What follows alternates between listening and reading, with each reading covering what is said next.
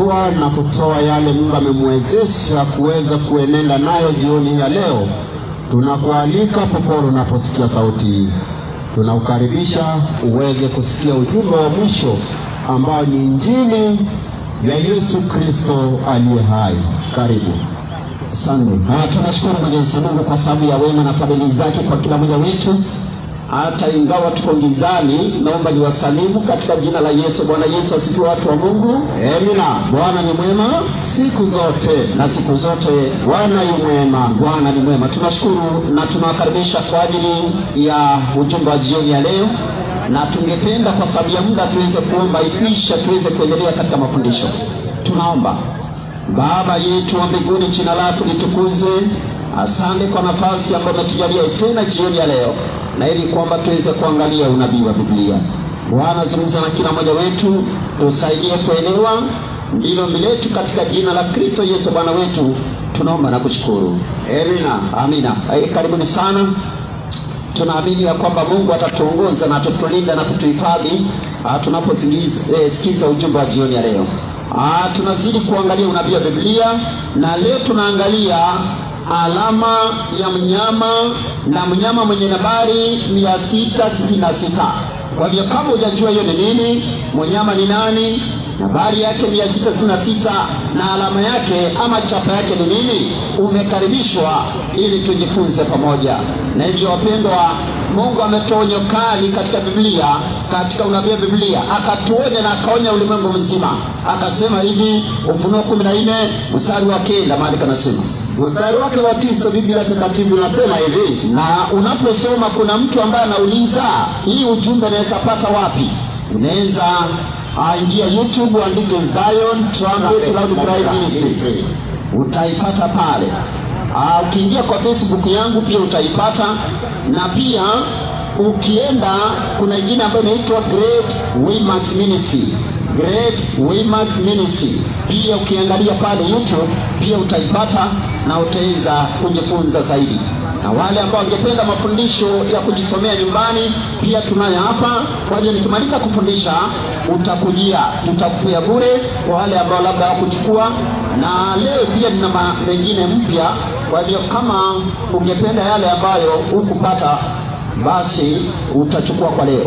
Kwa hivyo karibuni sana. Tunaangalia alama ya mnyama mwenye nambari 666, Ufunuo 14 mstari wa 9. Msomaji, inasema hivi Biblia takatifu, pumzi ya Mungu. Safi. Na mwingine malaika watatu, maandiko yanasema na mwingine malaika tena watatu akafuata akisema kwa sauti kuu, na ujumbe unaenda kwa sauti kubwa, ndiyo mtu awaye yote akimsujudu huyo mnyama na sanamu yake, endelea, na kuipokea chapa katika kifua cha uso wake, na akubali kupokea alama ama chapa katika kifua cha uso wake au katika mkono wake katika mkono wake, yeye naye atakunywa katika mvinyo ya ghadhabu ya Mungu iliyotengenezwa pasipo kuchanganywa na maji. Wapi? Katika kikombe cha hasira yake, naye atateswa kwa moto na kiberiti mbele ya malaika watakatifu na mbele za Mwana-Kondoo. Ulia pale, Mungu anatoa onyo kali. Anasema mtu yeyote akiingia kwenye ibada ya mnyama, aingie ibada ya sanamu ya mnyama, na apokee chapa mnyama ama alama mnyama, the mark of the beast, yeye naye atakunywa kwenye mvinyo ya ghadhabu ya Mungu iliyotengenezwa pasipo kuchanganywa na maji katika kikombe cha hasira yake. Malizia andiko tusikie. Mstari wa 11 nasema, twende. Na moshi inaendelea kusema hivi. Soma mstari wa 10 nasema. 10 nasema hivi. Twende. Kitabu ni Ufunuo. Soma. Yeye naye atakunywa katika mvinyo ya ghadhabu ya Mungu iliyotengenezwa pasipo kuchanganywa na maji. Wapi? Katika kikombe cha hasira yake, naye atateswa kwa moto na kiberiti mbele ya malaika watakatifu na mbele za Mwana-Kondoo. Na moshi wa maumivu yao upanda juu hata milele na milele, wala hawana raha mchana wala usiku. Twende. Hao msujudu huyo mnyama na sanamu yake, na kila ipokeaye chapa chapa ya jina lake. Asante. Kwa hiyo kuna mnyama, kuna sanamu yake, kuna chapa yake na kuna chapa ya jina lake. Mambo mane tunafaa kushinda ili tupatikane mbinguni. Kwa hivyo wapendwa, Bwana anatoa onyo kali kwa mtu yeyote atakayeingia katika ibada ya mnyama, sanamu yake, chapa yake na hesabu ya jina lake. Sasa msomaji, ndio maana ujumbe ule wa malaika wa kwanza unatualika kwenye ibada ya kweli ya Mungu. Naam. Ufunuo 14 mstari wa 9 soma. 14 mstari wa 6. Inasema, ndio, kisha nikaona malaika mwingine akiwa katikati ya mbingu, mwenye injili ya milele, awahubiri hao wakao juu ya nchi, na kila taifa na kabila na lugha na jamaa. Akasema kwa sauti kuu, nipe habari, mche Mungu na kumtukuza. Kwa nini? Kwa maana saa ya hukumu yake imekuja. Nipe habari, msujudieni yeye aliyezifanya mbingu na nchi na bahari na chemchemi za maji. Kwa Mungu angependa tumwabudu yeye, Mungu wa kweli. Lakini shetani pia kuna mpango wa kutaka kuabudiwa. Maana maandiko yanasema mnyama anataka kuabudiwa. Sasa hapa kuna ibada mbili duniani. Ndio nataka leo uelewe. Ibada ni mbili. Kuna ibada ya Bwana na kuna ibada ya mnyama. Sasa tuulize maandiko, ibada ya Bwana, Muumba wa mbingu na nchi, Mungu wa kweli, tutamtambuaje? Ezekieli 20 na mstari wa 20 soma. Ezekieli 20 na mstari wa 20. Kwa hivyo Mungu ametoa onyo kali dhidi ya ibada ya mnyama, sanamu ya mnyama, chapa ya mnyama na hesabu ya jina la mnyama. Soma tusikie msomaji. 20 mstari wa 20 kitabu cha Ezekieli. Maana Bwana na ibada yake, naye mnyama na ibada yake. Soma tusikie. Kumjia Mungu aliye hai inasema hivi. Twende. Inasema mwalimu, nipe habari. Ezekieli 20:20. Zitakazeni nasema hivi. Zitakazeni sabato zangu. Ndio. Zitakuwa ishara kati ya mimi na ninyi. Ndio. Mpate kujua ya kuwa mimi ndimi Bwana Mungu wenu. Kwa hiyo Mungu wetu wa kweli aliumba mbingu na nchi, anatambulikana kitu kinaitwaje? Sabato. Hivyo tu rahisi. Lakini hapa kuna mwingine anataka kuabudiwa. Ni nani huyo? Ufunuo 13 mstari wa 4. Ufunuo 13 na mstari wa 4. Kuna ile ambayo anataka kuabudiwa. Bwana ana ibada yake na mnyama na ibada yake. Na mnyama ambaye anataka kuabudiwa ni mnyama mwenye nambari 666. Soma tusikie. Inasema hivi. Twende. 13 ina kitabu cha Ufunuo. Barikiwa. Wakamsujudu yule joka. Watu wakaabudu njoka. Njoka ni nani kwanza? Ufunuo 12:9 soma. 12:9 inasema. Soma. Yule joka akatupwa. Yule mkubwa. Ndiyo. Joka wa zamani aitwa Ibilisi na Shetani. Asante. Kumbe njoka ni shetani, tena ni Ibilisi. Naam. Kumbe shetani anataka kuabudiwa. Sasa rudi Ufunuo 13 mstari wa 4. Inasema watu wakafanya nini? Wakamsujudu yule joka. Kwa nini? Kwa sababu alimpa yule mnyama uwezo wake. Kwa sababu njoka shetani alimpatia mnyama huyu uwezo wake. Nao wakamsujudu yule mnyama. Wakisema ni nani afananaye na mnyama huyu? Tena ni nani awezaye kufanya vita naye? Tulia. Kwa hiyo kuna vita za mwisho duniani, vita za ibada. Naam. Ni nani anaweza fanya vita na mnyama huyu? Kwa hiyo kuna mnyama anataka kuabudiwa. Na wakati mnyama anaabudiwa, atakaye kuwa anaabudiwa ni njoka shetani. Na mnyama Ufunuo 13 mstari wa 17 na 18. Ufunuo 13, 17 na 18 msemaji. 13 mstari wa 17 na mstari wa 18. Inasema hivi. Twende. Tena kwamba mtu yote asinunue wala kuuza. Soma tu vizuri. Maandiko yanasema tena mtu awaye yote asiweze kununua wala kuuza. Nipe habari. Isipokuwa anachapa ile yaani jina la mnyama yule au hesabu ya jina lake. Kwa hiyo yule mnyama ana hesabu ya jina lake. Kwa hiyo kuna chapa ya mnyama na kuna hesabu ya jina la mnyama. Soma usikie. Unaendelea kusema hivi. Soma. Hapa ndipo penye hekima. Hapa ndipo penye hekima. Yeye aliye na akili, yule mtu aliye na akili. Na hesabu ya mnyama huyo. Hesabu ya mnyama huyu. Maana ni hesabu ya kibinadamu. Na mnyama si mnyama wa kawaida, ni hesabu ya kibinadamu. Na hesabu yake ni 666. Sasa ninakuambia mzee, Simamini nilikwambia ya kwamba kuna mnyama anataka kuabudiwa mwenye nambari 666. Mnyama huyo anayetaka kuabudiwa, Yohana ndiye aliona habari zake. Na kumbe mnyama anataka kuabudiwa hana sababu jina lake, ana sanamu yake na ana chapa yake. Hayo ndio mambo tunaangalia leo na kesho, Mwenyezi Mungu akitujalia. Naam, kesho kutwa Mungu akitujalia tuangalie kitu kinaitwa New World Order na jinsi utaratibu mpya wa kidunia unakuja. Sasa msomaji, na vile dunia inaenda kutekwa. Naam, maandiko yanasema mnyama mwenye nambari 666 anayetaka kuabudiwa, nipe Ufunuo 10 na ngapi? 13 anza moja. Ufunuo 13 anza mstari wa kwanza. Mnyama ambaye anataka kuabudiwa anafananaje? Soma tusikie. 13 moja kitabu ni Ufunuo. Sasa teremka mpaka mstari wa 2. Nasema, kisha nikaona mnyama akitoka katika bahari. Mnyama alionekana anatoka baharini mwenye pembe 10 na vichwa 7. Soma. Na juu ya pembe zake ana vilemba 10. Ndio. Na juu ya vichwa vyake ana majina ya makufuru. Soma tusikie. Na yule mnyama niliyemwona, huyu mnyama ambaye unamuona alikuwa mfano wa chui, anafanana chui.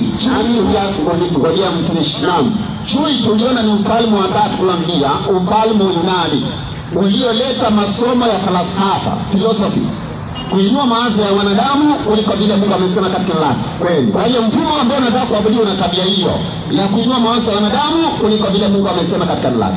Na kusoma usikie, na inaendelea kusema hivi. Twende. Na miguu yake ilikuwa kama miguu ya dubu.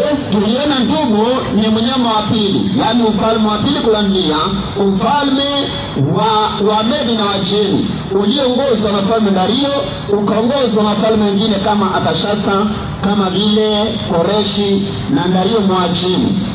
Na wakati wa Uzero, yani ni serikali ilidai kuabudiwa, Dario aliketi muda wa siku 30 aabudiwe kama Mungu. Kwa hiyo wewe ni mfumo unataka ibada, wewe ni mfumo wa kiibada unadai ibada. Soma tusikie. Na kinywa chake kama kinywa cha simba, na alikuwa kana kinywa kama cha simba.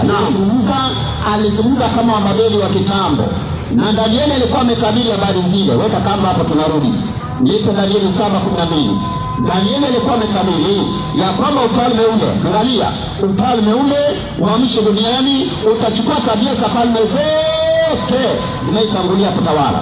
Danieli 7 na mstari wa 12, ya kwamba falme zingine zote zitamnyang'anya mamlaka yake, lakini tabia zao zitadumishwa kwa muda. Soma tusikie. Inasema hivi, nipe habari. Danieli 7 mstari wa 12. Soma. Na kwa habari za wale wanyama wengine, na kwa habari za wale wanyama wengine walinyang'anywa nini? Mamlaka yao. Wale wanyama wengine wa Danieli 7 walinyang'anywa mamlaka yao, walakini maisha yao, tabia zao yalidumishwa kwa wakati na majira. Tulia pale. Kwa hiyo tabia zao ziko hapa zote, tabia zao zote ziko hapa. Sasa msomaji, rudi mahali kuna somo Ufunuo 13, endelea mstari wa 2. Maandiko yanasema mnyama huyu anafana chui, ana miguu kama ya ndubu, kinywa kama cha simba. Malizia andiko yule. Inaendelea kusema hivi. Soma. Nikaona yule joka. Haujamaliza hii andiko mstari wa 2. Inasema hivi. Twende. Na yule mnyama niliyemwona alikuwa mfano wa chui, ndio, na miguu yake ilikuwa kama miguu ya dubu. Soma. Na kinywa chake kama kinywa cha simba. Sasa soma kwenye point. Yule joka nani? Akampa nguvu zake na kiti chake cha enzi na uwezo mwingi. Kumbe shetani kiti chake kiko hapa, hauna habari. Kwa hiyo shetani alipeana kiti chake kwa mnyama huyu. Naam. Ili watu wakiabudu mnyama huyu watakuwa na nguvu kutoka shetani. Kweli. Shika hiyo pointi na utulie usikize. Maandiko yanasema mnyama anataka kuabudiwa, na wakati mnyama anaabudiwa ni shetani anataka kuabudiwa. Yule amekosa kiti, kuna kiti hapa. Naam, kuna kiti hapa mbele hapa. Angalia, huyu mnyama anataka kuabudiwa, wakati atakuwa anaabudiwa ni toka shetani anaabudiwa. Na maandiko yanasema yule joka anapotaka kuabudiwa, maandiko yanasema mnyama amepewa kiti, nguvu na uwezo mwingi na joka shetani. Naam. Ili akiabudiwa shetani atakuwa anaabudiwa. Mnyama katika unabii wa Biblia tuliona ni kitu gani? Danieli 7 mstari wa 23. Maana ya mnyama katika unabii wa Biblia, mnyama ni kitu gani? Danieli 7:23 nasema. Danieli 7:23 nasema. Mstari wake wa 23. Ubarikiwe. Akanena hivi, ndio ule mnyama wa nne atakuwa ni ufalme wa nne juu ya dunia. Kwa hiyo maana ya mnyama ni serikali, yaani ni ufalme, na ni ufalme wa kiibada. Sasa msomaji, na mnyama huyu anatoka baharini, Isaya 17:12. Kwani bahari inasimamia nini? Mnyama anatoka baharini, ufalme unatoka baharini. Bahari inasimamia nini? Soma tusikie. Isaya 17:12. Mstari wake ni wa 12. Ubarikiwe. Inasema hivi, safi. Uvumi wa watu wengi wanavuma kama uvumi wa bahari. Kumbe watu wengi wanafanishwa na bahari. Soma tusikie. Nilisema hivi, twende. Ndio ngurumo ya mataifa wananguruma kama ngurumo ya maji mengi. Tulia pale. Kwa hivyo hii ni serikali ama ufalme unatokea mahali kuna watu wengi katika mataifa ya dunia, na umekamata dunia, umekamata watu wengi. Ufalme wewe ni ufalme kama umekamata watu wengi. Naam. Na umekamata dunia nzima. Na umetokea maeneo yaliyo na watu wengi, densely populated areas. Ufalme huu. Sasa huu ni ufalme gani? Maandiko yanatuambia huyu mnyama ana majina ya makufuru. Kulingana na kitabu cha Ufunuo 13 mstari wa 1. Kukufuru ni kufanya nini? Yohana 10:33 msomaji. Yohana 10. Kufuru ni kufanya nini msomaji? Naam. Soma tusikie. 10:33 Yohana inasema hivi. Safi. Kitabu ni cha Yohana mtakatifu. Ubarikiwe. Hivi inasema, ndio Wayahudi wakamjibu Yesu, kwa ajili ya kazi njema ndio hatukupiga kwa mawe, bali kwa kukufuru. Na kwa sababu wewe uliye mwanadamu ndio wajifanya mwenyewe Mungu. Kumbe mwanadamu akijifanya kuwa Mungu anakufuru kweli. Kwa hiyo hii serikali kama ina majina makufuru, ina maana yake ina majina ya Mungu. Naam. Ni wanadamu ama ni serikali ya wanadamu wamechukua majina ya Mungu, jina moja la Mungu. Yohana 17 na mstari wake wa 11. Leo tunaangalia majina yote yako nayo ya Mungu. Tutaangalia system hii ni majina gani wako nayo ya Mungu. Hiyo ni jina moja tunaangalia la kumtambua. Soma tusikie. Inasema hivi, twende. Wala mimi simo tena ulimwenguni. Yesu yeye akasema mimi simo tena ulimwenguni, lakini wamo ulimwenguni. Ni wanadamu wamo ulimwenguni. Nani? Naja kwako. Nani? Baba. Baba. Mtakatifu. Ati nani? Baba. Mtakatifu. Ati nani? Baba. Mtakatifu. Kumbe ni serikali ya Baba Mtakatifu. Waluya akasema Baba Mtakatifu anaitwaje? Wanjaluo akasema Baba Mtakatifu anaitwaje? Ulumale.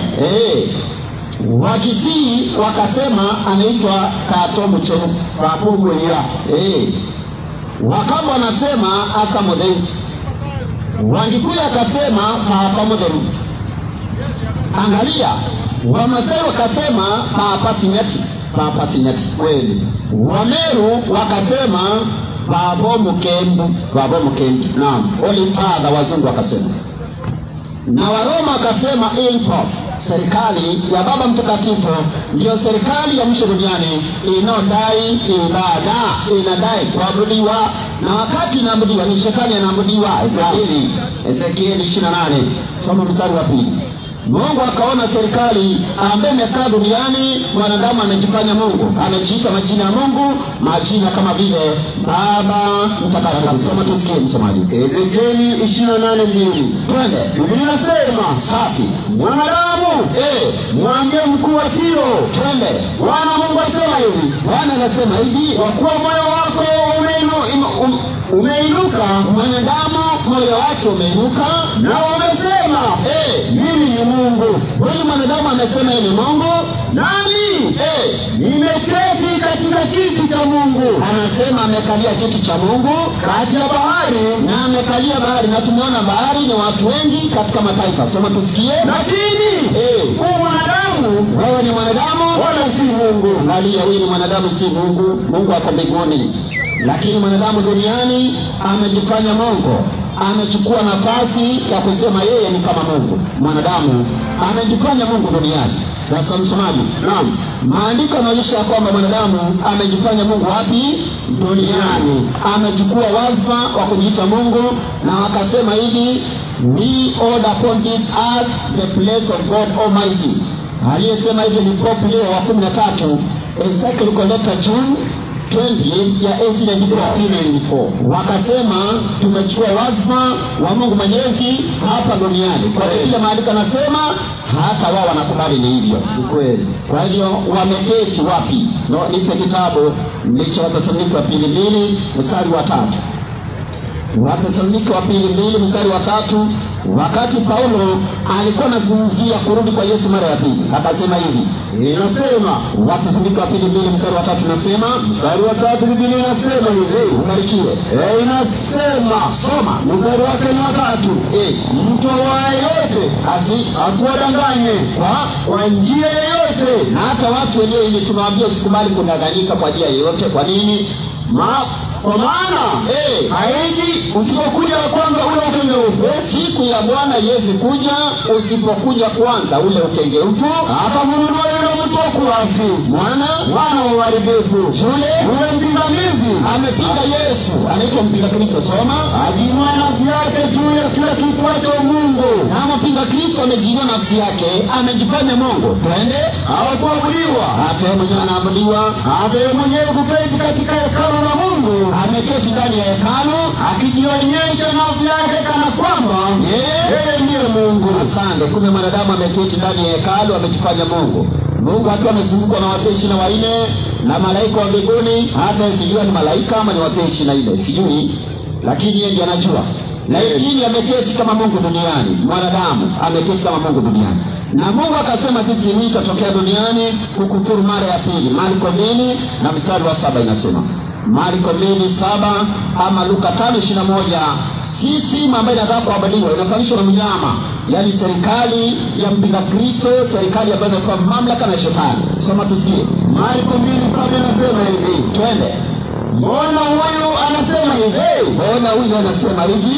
Anakufuru. Ndio. Ni nani awezaye kusamehe dhambi? Soma. Isipokuwa mmoja, ndiye Mungu. Ndiye Mungu peke yake ndiye aliye na uwezo wa kusamehe dhambi. Lakini hawa wanajidai kusamehe dhambi. Wakasema the priest does not ask God to forgive you your sins. The priest himself has the power to do so in Christ's name. Your sins are forgiven by the priest, the same as if you knelt before Jesus Christ and taught them to Christ himself. Kwa hiyo kwa ufupi, mnyama wameandika Lorraine Botner, Roman Catholicism, page 107. Kwa hiyo kwa ufupi, mnyama mwenye nambari 666 anayetaka kuabudiwa ni serikali ya kipapa, serikali ya mpinga Kristo, serikali ya kikanisa, serikali ya kiibada, anayekaa Vatican. Na serikali hii inadai ibada. Na ndio serikali tuliangalia hata jana, Ufunuo 17:18. Ufunuo 17:18 maandiko yanasema hivi, soma msomaji. 17:18 ni serikali ya kikanisa, ni serikali ya kiibada. Soma tusikie. Na yule mwanamke uliyemwona, hii kanisa ni mji ule mkubwa, iko na mji mkubwa unaitwa Vatican City. Soma. Wenye ufalme juu ya ufalme wa nchi, na iko na ufalme juu ya wafalme wa dunia. Naam, wako na majina mengine ya kukufuru ama ya kujifanya Mungu. Naam, jina moja la kujifanya Mungu tumeona ni jina El Pope. Jina la Kilatini linamaanisha Holy Father. Tena wako na jina lingine wanaitwa Pontifex Maximus ama Pontiff of Rome. Pontifex Maximus ama Pontiff maana yake ni bridge builder between man and God. Yani wao wanasema ndio daraja kati ya mwanadamu na Mungu, kati ya dunia na mbingu. Msomaji, naam. Nipe kitabu cha Mwanzo. Nani aliye ngazi ama daraja kati ya mwanadamu na Mungu, kati ya dunia na mbingu? Nani huyo? Nipe kitabu cha Mwanzo 28, soma mstari wa 12. Barikiwa. 28:12 kitabu ni kile cha Mwanzo. 28 mstari wa 12 kitabu cha Mwanzo. Ubarikiwe na kuombea sana, usome vizuri. Akaota ndoto Huyu ni Yakobo alipokuwa amekimbia ndugu yake Esau, alifika mahali akachukua njiwa akaekelea kalala, akaota ndoto. Soma. Natazama, ngazi imesimamishwa juu ya nchi. Ngazi ilikuwa imesimamishwa juu ya nchi. Inaendelea kusema, soma msomaji. Na nje yake yanguza wapi? Yafika mbinguni. Kwa hiyo kulikuwa na ngazi ilikuwa inanguza chini na nje yake inaenda mpaka mbinguni. Twende tena. Tazama malaika wa Mungu ndio wanapanda na kushuka juu yake. Tulia. Malaika wa Bwana alikuwa anapanda na kushuka juu ya hiyo ngazi. Yesu alipokuja duniani akasema malaika wa Bwana wanafaa kupanda na kushuka juu ya nani? Ama kukwea na kushuka juu ya nani? Kitabu cha Yohana 1:51. Yakobo akaonyeshwa ndoto, yani maono. Hiyo ni unabii. Ililenga nani? Soma tusikie. Yohana 1:51. Mstari wake ni 51. Soma tusikie. Biblia takatifu inasema hivi. Naisema. Akamwambia, amin amin nawaambia. Yesu akasema amin nawaambia, mtaziona mbingu zimefunguka. Mtaona mbingu zimefunguka na malaika wa Mungu wakikwea kushuka juu ya mwana wa Adamu. Na malaika wa Bwana watakwea na kushuka juu ya nani? Ya mwana wa Adamu. Kwa hiyo mwana wa Adamu ni nani? Yesu Kristo. Kwa hiyo Yesu Kristo. Kwa hiyo hawa kama kujifanya Baba Mtakatifu pia wamejifanya Yesu. Naam. Si ndio peke yake, wamechukua jina lingine wakaitwa jina Vicarius Filii. Jina Vicarius Filii ni jina la Kilatini, jina la Kiroma. Maana yake yeye ni mwakilishi wa mwana wa Mungu hapa duniani. Yesu alipokaa kwenda mbinguni alisema atatuma nani kwa msaidizi na mwakilishi wake? Yohana 14:15 16 ukiteremka inasema. Yohana ni 14:15 na 16 inasema. 14:15 na 16. Soma. Kitabu cha Yohana mtakatifu inasema, twende, mkiniomba neno lolote kwa jina langu. Yohana 14:15 inasema, soma, mkinipenda mtazishika amri zangu, nami nitamwomba Baba, naye atawapa msaidizi mwingine ili akae nanyi hata milele. Ndiye Roho wa kweli. Tulia. Yesu aliahidi kutuma Roho wa kweli. Kwa hiyo ina maana ya kwamba kama kuna Roho wa kweli pia kuna roho wa uongo. Kweli. Ukitaka kuelewa roho za uongo, kuja kesho nitakufundisha mambo haya. Naam. Sasa huyu mnyama ana jina anaitwa Vicarius Filii. Anataka kujifanya ni kama Roho Mtakatifu. Yesu akasema Mathayo 12:31 ya kwamba atakaye mkufuru Baba ama mkufuru Mwana atasamehewa, lakini atakaye mkufuru Roho Mtakatifu hatasamehewa katika ulimwengu huu wala ulimwengu ujao. Kwa hiyo ni sisi mmejifanya na imechukua wadhifa na nafasi ya Roho Mtakatifu. Ndio maana unajua mtumishi, kuacha hata wanadamu wa kawaida wanaweza amua kukufuru Roho. Naam. Maana wakikatana kazi ya Roho watakuwa na kufuru Roho. Kwa mfano, kazi moja ya Roho ni gani? Nipe kitabu cha Yohana 14:26 usikie. Mfano. Yohana 14:26. Ni kuonyesha watu wanaweza kufuru Roho. Kama vile sisi nimekufuru Roho, ndivyo pia wanadamu wanakufuru Roho. Soma tusikie. Inasema hivi kitabu cha Yohana 14:26. Soma. Lakini huyo msaidizi, huyo Roho Mtakatifu, twende, ambaye Baba atampeleka kwa jina langu, atawafundisha yote na kuwakumbusha yote niliyowaambia. Tulia. Mtu akikataa kufundishwa na Roho anakufuru nani? Roho Yesu. Yeye anakufuru Roho. Naam. Angalia kazi nyingine ya Roho 16:8. Yohana 16:8. Kwa hiyo hawa wamekataa kufundishwa na Roho, wanasema wao ni kama ndio Roho. Ndio maana wanabadilisha hata sheria za Mungu. Soma tusikie. Inasema, twende, na akija kuja huyo atuhakikishia ulimwengu. Kwa nini? Kwa habari ya dhambi na haki na hukumu. Tulia. Watu wakikataa kuonyesha dhambi zao na Roho Mtakatifu wanafanya nini? Wanakufuru. Wanakufuru Roho. Wakionyesha dhambi zao na Roho Mtakatifu, Roho wa Mungu. Naam. Na Roho wa Mungu anatuelekeza katika kweli ambayo ni maandiko. Kweli. Kisha ukasoma maandiko ukaona dhambi yako, ukaona ni wapi unakosea na ukakataa. Naam. Unakufuru Roho. Kweli. Unakufuru Roho. Hawa wakaamua kukufuru Roho Mtakatifu wa Mungu na wakaamua kwenda kinyume cha Roho wa Mungu. wakajiita jina Vicarious Every Day. Anayekalia hicho kiti anapewa title ya Vicarious Every Day.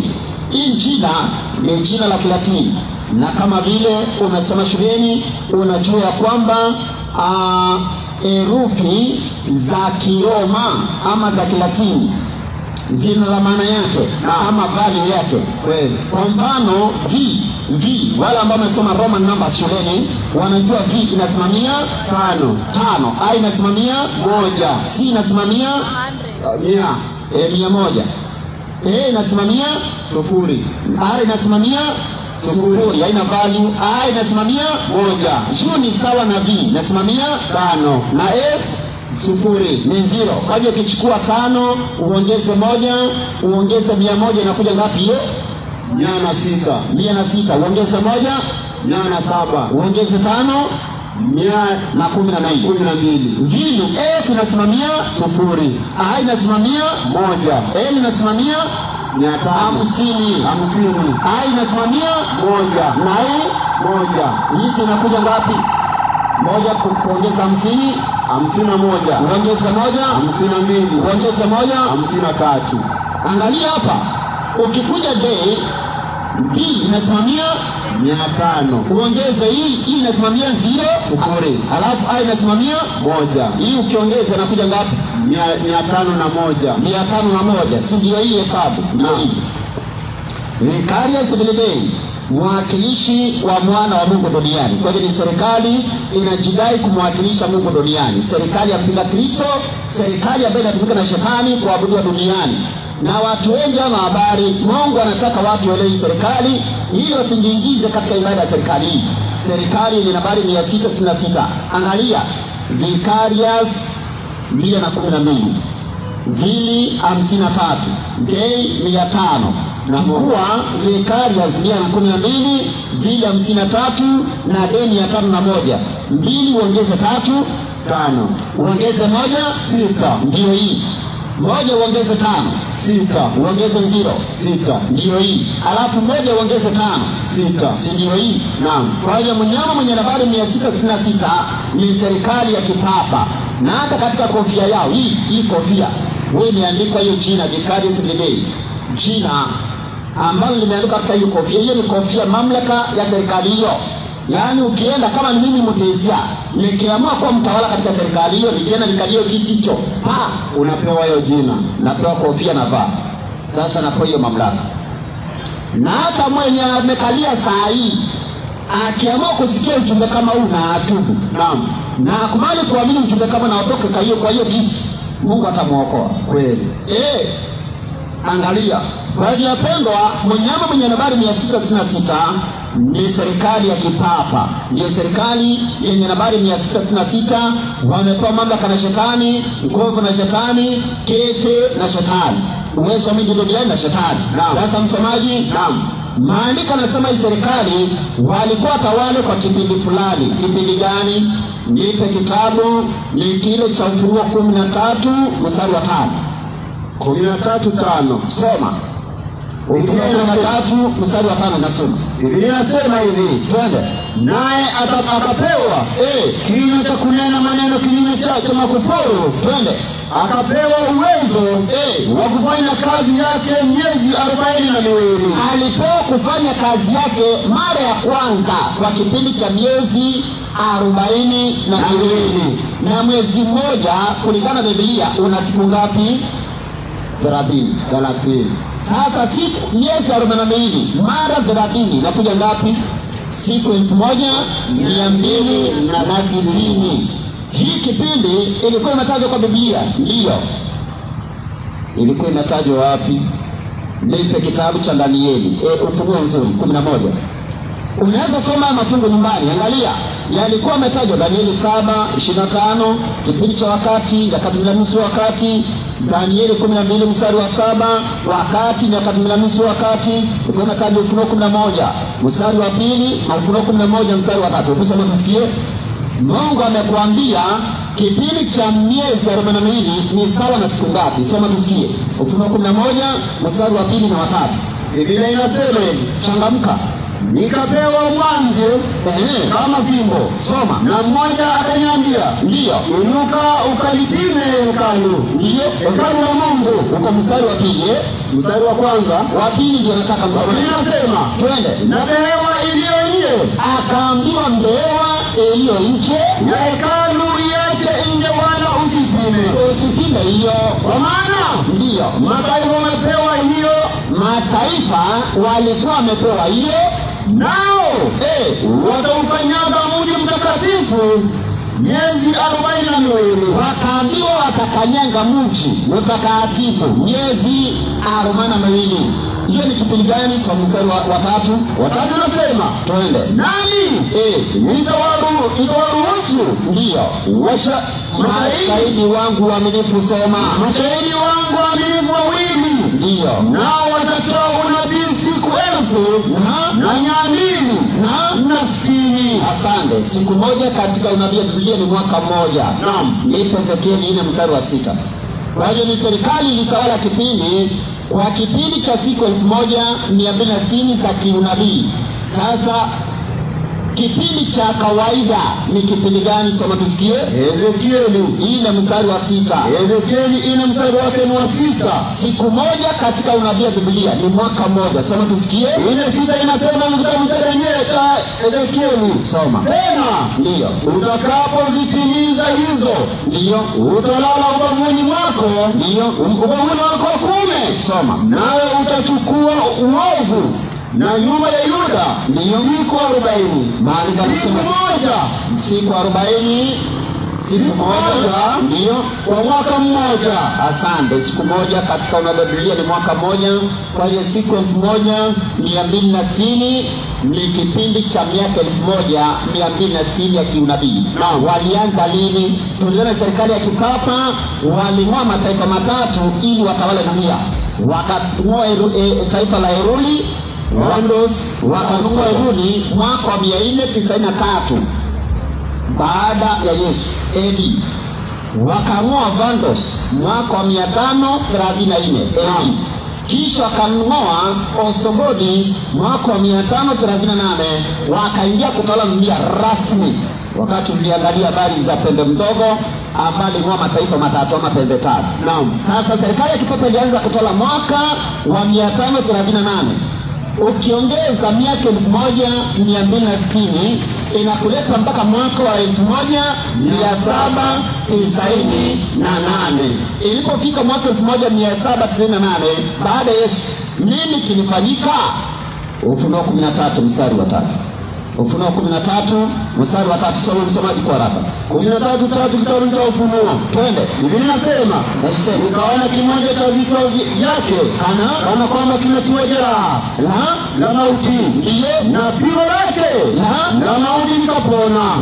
Dunia yote ikamsajabia mnyama yule. Tulia. Kwa hiyo mnyama mwenye nambari 666 ni serikali ambayo iko na vichwa. Vichwa vinasimamia nini? Ufunuo 17:9. Maandiko yamesema kimoja cha vichwa vyake kikapokea jeraha la mauti. Hizo vichwa ni nini? Ndio tujue nani alipokea jeraha la mauti. Soma tusikie. 17:9 inasema kitabu cha Ufunuo. Soma. Hapo ndipo penye akili zenye hekima. Hapa ndipo penye akili zenye hekima. Vichwa 7, zile vichwa 7 ni milima 7 anayokalia mwanamke huyo. twende Navyo ni wafalme 7. Tulia. Kwa hiyo maana ya vichwa ni wafalme. Kwa hiyo system ya kipapa iko na wafalme, vichwa. Kwa hiyo kichwa kimoja kilichopokea jeraha la mauti ni mfalme mmoja aliyekuwa anatawala katika serikali ya kipapa. Na serikali ya kipapa inatawaliwa na wafalme wanaitwa mapapa.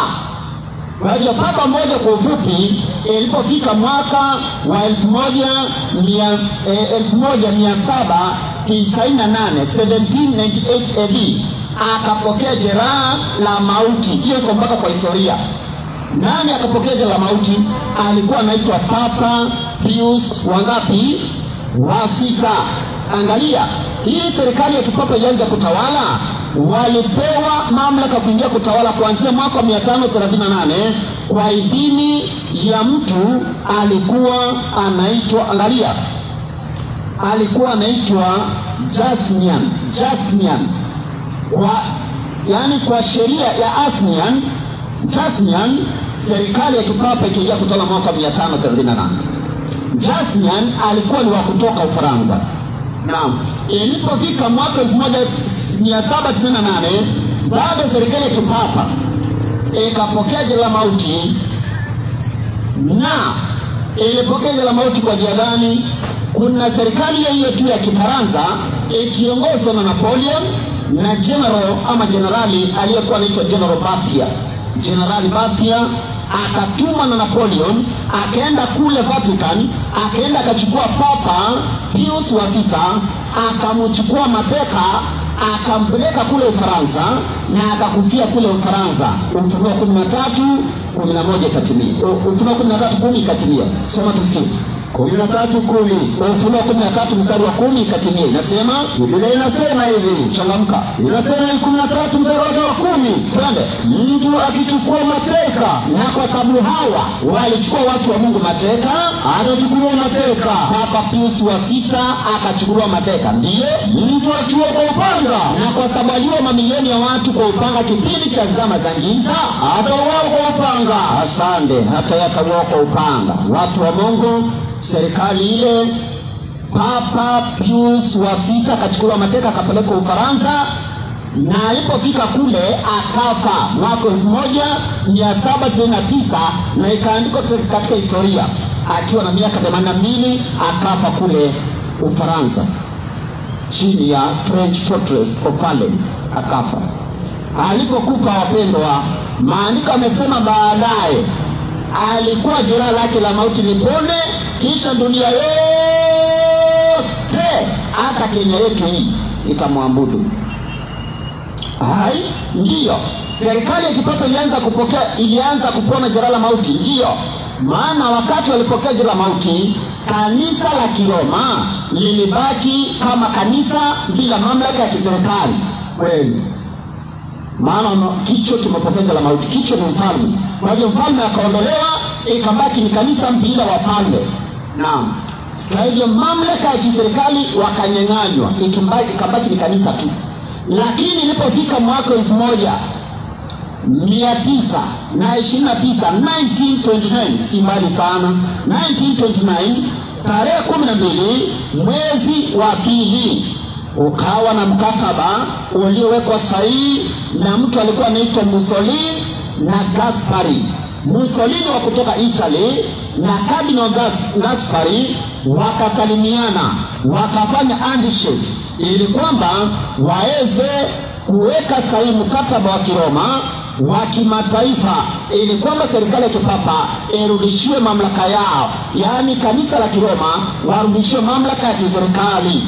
Ndio maana sasa kuna papa ameketi kutawala kanisa na kutawala serikali. Ilianza lini tena? Ilianza mwaka wa 1929 tarehe 12 mwezi wa 12. Ikaandikwa hata gazeti inaitwa San Francisco Chronicle, gazeti ya kimataifa. Na hata hizi gazeti hata zingine zinaitwa Times, si tunazisoma. Hii ni gazeti ya kimataifa. Ikaandikwa ya kwamba Cardinal Gaspari na mtu anaitwa Mussolini wa kutoka Italy wamekubaliana katika mkataba ama policy ama concordat ya mwaka wa 1929 ya kwamba hapa arudishwe mamlaka yake, na ya kwamba jeraha la mauti lianza kupona polepole. Na hata wewe ni shahidi, kidonda akiponi na siku moja. Kwa hiyo kidonda kikaanza kupona polepole kuanzia mwaka wa 1929. Serikali ya kipapa ikaanza kupanda dunia polepole. Ilipofika mwaka wa 1989 wakaanza kuonyesha, wameanza kudhihirisha kwamba wanaendelea kupata nguvu duniani, na hata leo nyinyi ni mashahidi ya kwamba serikali ya kipapa inaendelea kupata nguvu duniani.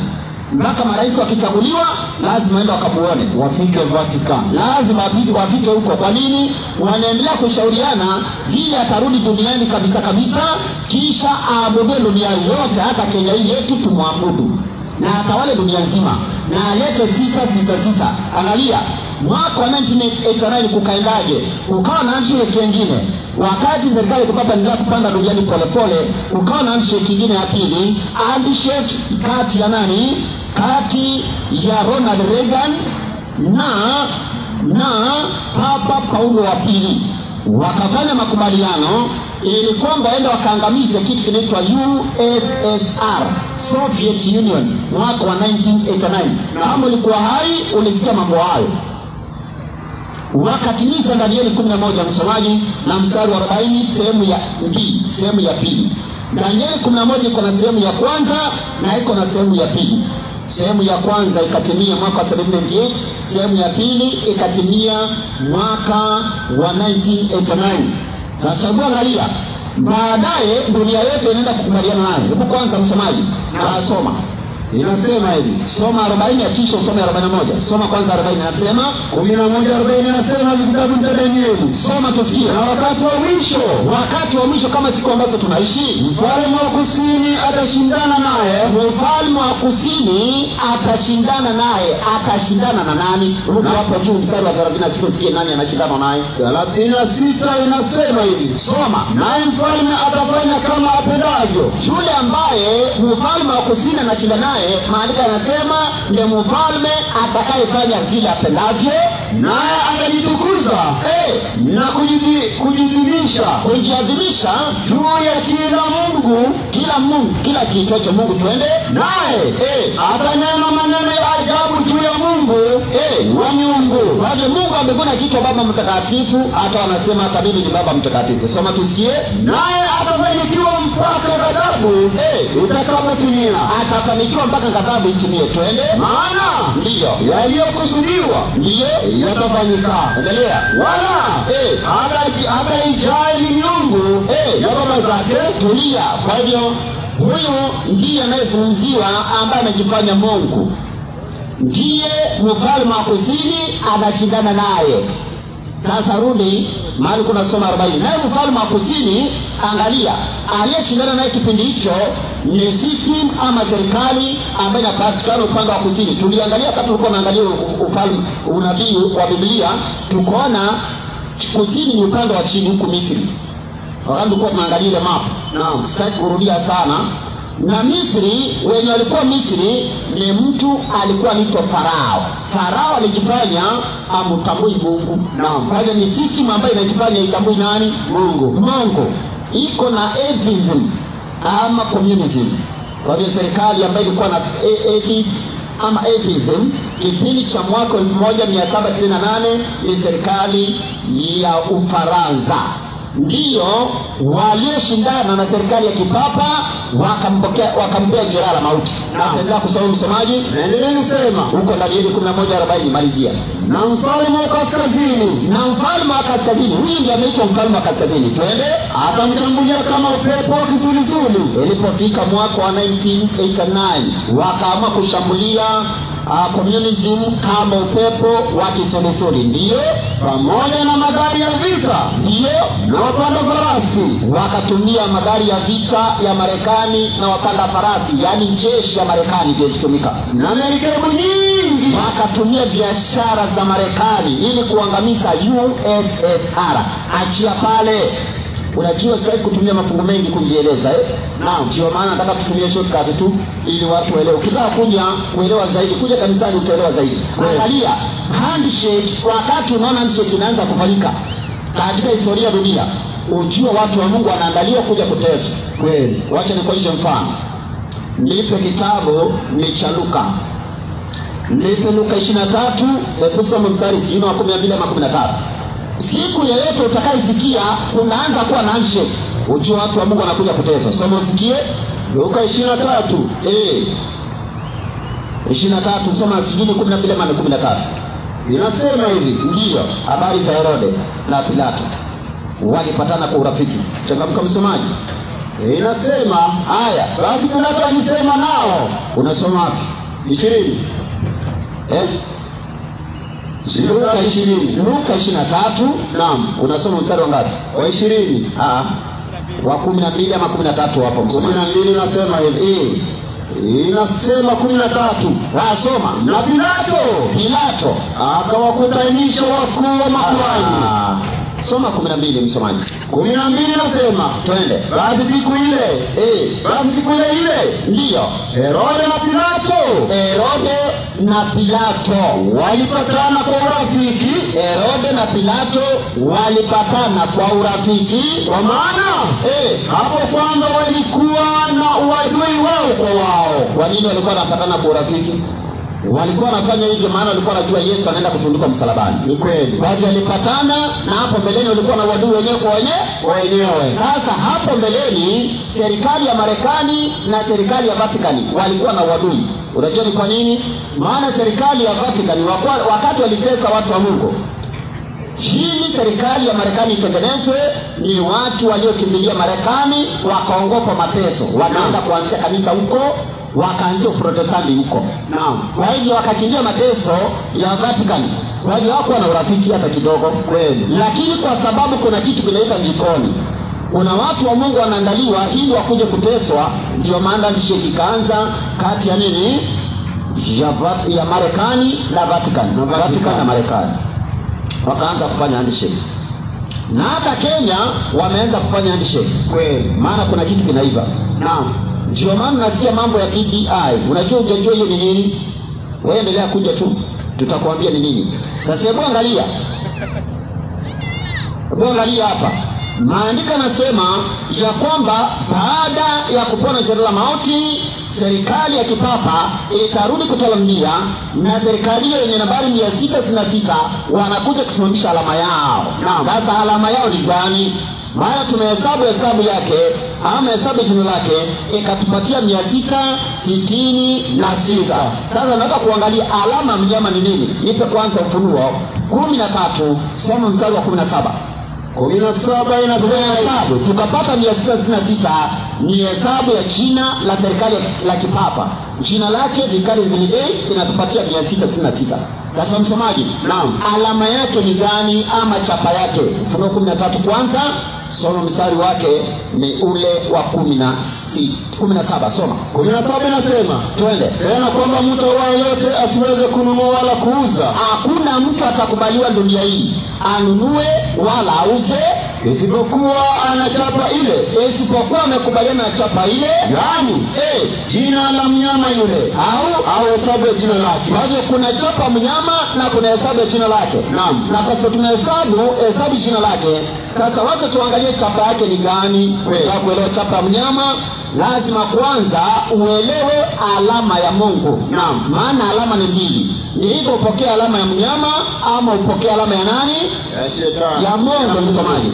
Alama ni mbili. Naam. Upokee alama ya mnyama ambayo ni alama ya shetani ama upokee alama ya Mungu. Naam. Wacha sasa tuangalie alama ya Mungu ni gani, na tukishaelewa alama ya Mungu tutakuwa tumeelewa pia alama ya mnyama. Naam. Ndio maana ukisoma Ufunuo 7 uanze mstari wa kwanza mpaka wa 3, maandiko yanasema kuna malaika wanne wameshikilia pepo nne za mbinguni, ili kwamba upepo usivume mpaka watu wa Mungu watiwe muhuri katika vipaji vya nyuso zao. Kwa hiyo watu wa Mungu wanatiwa muhuri katika vipaji vya nyuso zao. Na huo muhuri ni nini? Isaya 8:16. Muhuri wa Mungu ni nini? Isaya 8:16. Ndio tukielewa muhuri wa Mungu, sasa tuelewe alama ya mnyama ni nini. Soma tusikie. Isaya 8 mstari wake wa 16. Soma. Ufunga huo ushuhuda. Mungu anasema funga huo ushuhuda. Aitie muhuri sheria ya msomaji nasema. Soma vizuri. Ufunga huo ushuhuda. Hebu tuombe. Baba yetu wa mbinguni, jina lako litukuzwe. Usaidie msomaji anaposoma, msome kwa ufasaha. Kuna watu ambao wanasikiza na wakipenda kuelewa. Bwana zungumza pamoja na wao. Teka mawazo, teka mioyo yao, wasaidie kuamini. Ndilo ombi letu katika jina la Yesu Kristo Bwana wetu, tunaomba na kushukuru. Amina. Amina. Msomaji soma sasa vizuri. Inasema hivi 8:16 msomaji. Inasema hivi, na usiwe na wasiwasi ukisoma. Ufunga huo ushuhuda. Maandiko yanasema funga ushuhuda, ukaitie muhuri sheria kati ya wanafunzi wangu. Kumbe muhuri wa Mungu ni nini? Sheria. Ni sheria. Funga ushuhuda ukatie muhuri sheria kati ya wanafunzi wangu. Kwa hiyo ni wale walio na ushuhuda wa Yesu ndio watakaotiwa muhuri ambao ni sheria za Mungu. Kwanza ushuhuda wa Yesu ni nini? Ili tuangalie sheria za Mungu zimewekwa aje katika kipaji cha uso. Kitabu cha Ufunuo 19 mstari wa 10. Ufunuo 19 na mstari wake wa 10. Changamka msomaji. 19:10 nasema hivi. Twende. Nami nikaanguka mbele ya miguu yake ili msujudie. Soma. Akaniambia, angalia, usifanye hivi. Mimi ni mjoli wako na wa ndugu zako walio na ushuhuda wa Yesu. Nipe habari. Inaendelea kusema hivi. Soma tu msomaji. Inasema, msujudieni Mungu. Kwa nini? Kwa maana ushuhuda wa Yesu ndio roho ya unabii. Tulia pale. Ushuhuda wa Yesu ni roho ya unabii. Naam. Kwa hiyo wale ambao wanakubaliana na unabii wa Biblia ndio watakaosaidika kuwekwa muhuri wa Mungu ambao ni sheria zake Mungu. Sheria za Mungu zinawekwa wapi? Katika kipaji cha uso. Katika kipaji cha uso kinasimamia nini? Nipe kitabu, ni kile cha Waebrania 8 mstari wa 10. Waebrania 8 na mstari wa 10. Sheria za Mungu wakati maandiko yanasema zitawekwa katika nia, katika kipaji cha uso, inasimamia nini? Sema tusikie. 8:10 nasema hivi. Twende. Maana hili ndilo agano nitakaloagana na nyumba ya Israeli baada ya siku zile, asema Bwana, nitawapa sheria zangu wapi? Katika nia zao. Kumbe kipaji cha uso kinasimamia nia. Nitatia sheria zangu katika nia zao. Twende. Na katika mioyo yao, nitaziandika. Nami nitakuwa Mungu kwao, nao watakuwa watu wangu. Watu wa Mungu kina nani? Waebrania 4:9. Soma. Waebrania 4:9. Mungu anasema sheria zake ataziweka katika nia za watu wake, na ndani ya mioyo yao ataziandika. Na Mungu anasema nitakuwa Mungu kwao, nao watakuwa watu wangu. Watu wa Mungu kina nani? Soma tusikie. Inasema hivi. Waebrania 4:9. Basi imesalia raha ya Sabato kwa watu wa Mungu. Mungu aliangalia amri zake 10, akaangalia moja akasema hii ndiyo kutambua watu wangu. Naam. Kwa hiyo Sabato ndiyo muhuri wa kutambua watu wa Mungu katika sheria zote 10 za Mungu. Kweli. Ndio yani Sabato ni kutambua watu wa Mungu wa kweli. Naam. Tena hiyo Sabato ni kutambua Mungu wa kweli. Ezekieli 20:20. Soma. Ezekieli 20. Mungu aliumba kwa siku sita. Siku ya kwanza, ya pili, ya tatu, ya 4, ya 5, ya 6. Tena ya 7 akapumzika, akaibariki, akaitakaza, akaita Sabato. Kwa sababu gani? 20:20. Twende. Zitakaseni Sabato zangu. Ndio. Zitakuwa ishara kati ya mimi na ninyi. Sabato ni ishara kati ya Mungu na watu wake, mpate kujua kuwa mimi ndimi Bwana Mungu wenu. Tulia, mimi ndimi Bwana Mungu wenu. Kwa nini anasema hivyo? Kitabu cha Kutoka 20 mstari wa 11. Kitabu cha Kutoka 20 mstari wa 11. Na kama vile rais wa nchi ya Kenya ana muhuri ambao anaweka, na huo muhuri lazima uandikwe, title yake ni gani, jina lake ni gani, na amesimamia wapi. Kwa mfano, rais anayetawala Kenya anaitwa William Samuel Ruto. Kwa hiyo akiwa na muhuri wake utaandikwa pale William Samuel Ruto, kisha inaandikwa yeye ni rais wa Jamhuri ya Kenya. Kwa hiyo yeye ni rais, hiyo ni mamlaka yake. Naam. Kisha anasimamia Kenya. Ndiye ndiye anatawala. Sasa naye Mungu alipoumba kwa siku sita, sasa siku ya 7 akaibariki, akaitakaza. Ili kudhihirisha nini? Kitabu cha Kutoka 20 soma mstari wake wa 11. Soma. Inasema, twende. Maana kwa siku sita Bwana alifanya mbingu na nchi. Kwanza anaitwa Bwana. Angalia, huyo Mungu aliumba anaitwa Bwana. Bwana Mungu wako. Tena aliumba, yeye ni muumbaji. Na akaumba nini? Mbingu na nchi. Kwa hiyo Sabato peke yake linatambua Mungu ni nani, mamlaka yake ni gani, na mamlaka yake iko juu ya nini na nini. Naam, nataka ushike hiyo point. Hakuna amri nyingine katika amri 10 za Mungu ambayo inatambua mamlaka ya Mungu. Haiko. Kwa hiyo Sabato peke yake linatambua mamlaka ya Mungu, linatambua Mungu ni nani. Naam. Malizia andiko msomaji. Inaendelea kusema na bahari na vyote vilivyomo. Ndio. Akastarehe siku ya 7, akapumzika siku ya 7. Kwa hiyo akaibarikia siku ya Sabato, ndio akaitakasa. Kwa hiyo Sabato ilibarikiwa na ikatakazwa. Haifanani na siku zingine. Naam. Ni tofauti kabisa na siku zingine. Lakini hapa kuna andiko watu wanaitumia vibaya. Gani? Warumi 14. Warumi 14, hebu soma mstari wa 5 kama sijakosea. Warumi 14. Sikia andiko vile watu wanaitumia vibaya. unajua ni mtu ambaye elimu maandiko ndiye anatumia vibaya. Hebu soma tusikie. 14:5. Kitabu cha Warumi nasema hivi. Soma 14 mstari wa 5. Barikiwa. Mtu mmoja afanye tofauti kati ya siku. Kwanza weka kamba hapo ili turudi kwa hiyo andiko. Kwanza ili tuelewe hiyo andiko, kwanza nataka watu waelewe hii. Nini? Nipe Petro wa pili 3 mstari wa Petro wa pili 3, nipe mstari wa 15 na 16. Petro wa pili 3 mstari wa 14 na 16. Ili sasa nikuonyeshe vile watu wanatumia maandiko vibaya. Soma tusikie. Petro wa pili 3 15 na 16. Inasema hivi. Changamka. Nyinyi uhesabu uvumilivu wa Bwana wetu, nyinyi muhesabu uvumilivu wa Bwana wetu kuwa ni wokovu, ya kwamba ni wokovu. Soma. Kama vile ndugu yetu mpenzi Paulo alivyowaandikia, kama vile Paulo alivyowaandikia, ndio hekima aliyopewa, kwa hekima aliyopewa na Mungu, ndio vile vile kama katika nyaraka zake zote pia, katika nyaraka zote za Paulo pia akitoa umma habari za mambo hayo. Twende katika nyaraka hizo, katika nyaraka za Paulo kama mambo ambayo ni vigumu, ni yako mambo katika barua za Paulo, kuna mambo ambayo ni vigumu kuelewa nayo, na mambo hayo watu wasio na hekima, wasio imara, na watu ambao hawajaimarika katika maandiko huyapotoa kama vile wapendavyo. Huyapotoa kama vile wayapotoavyo na maandiko mengine. Tulia. Kumbe kuna watu wanapotoa maandiko ya Paulo ili wamezoea kupotoa maandiko mengine. Ni kweli. Sasa wacha tuangalie Paulo alikuwa anamaanisha nini. 14. Sasa soma 5. Uone vile shetani ametumia waumini wa leo. Wanadanganya washiriki wao. Wakitaka kuonyesha sabato iliisha, wanachukua hiyo andiko la Warumi. Wengine wanachukua ni Wakolosai 2. Unakuja hapo ukiwa na swali unauliza tu. Kuna watu wanatumia maandiko ya Paulo vibaya. Hebu kwanza tusome tusikie. Warumi 14:5. Soma tusikie. Unasema, twende. Mtu mmoja afanye tofauti kati ya siku na siku. Kuna mtu mmoja anafanya tofauti ya siku na siku. Ndio, mwingine aona siku zote kuwa sawa sawa. Lakini kuna mtu mwingine anaona kwamba siku zote ni sawa sawa. Ndio, kila mtu na ajibitike katika akili zake mwenyewe. Twende.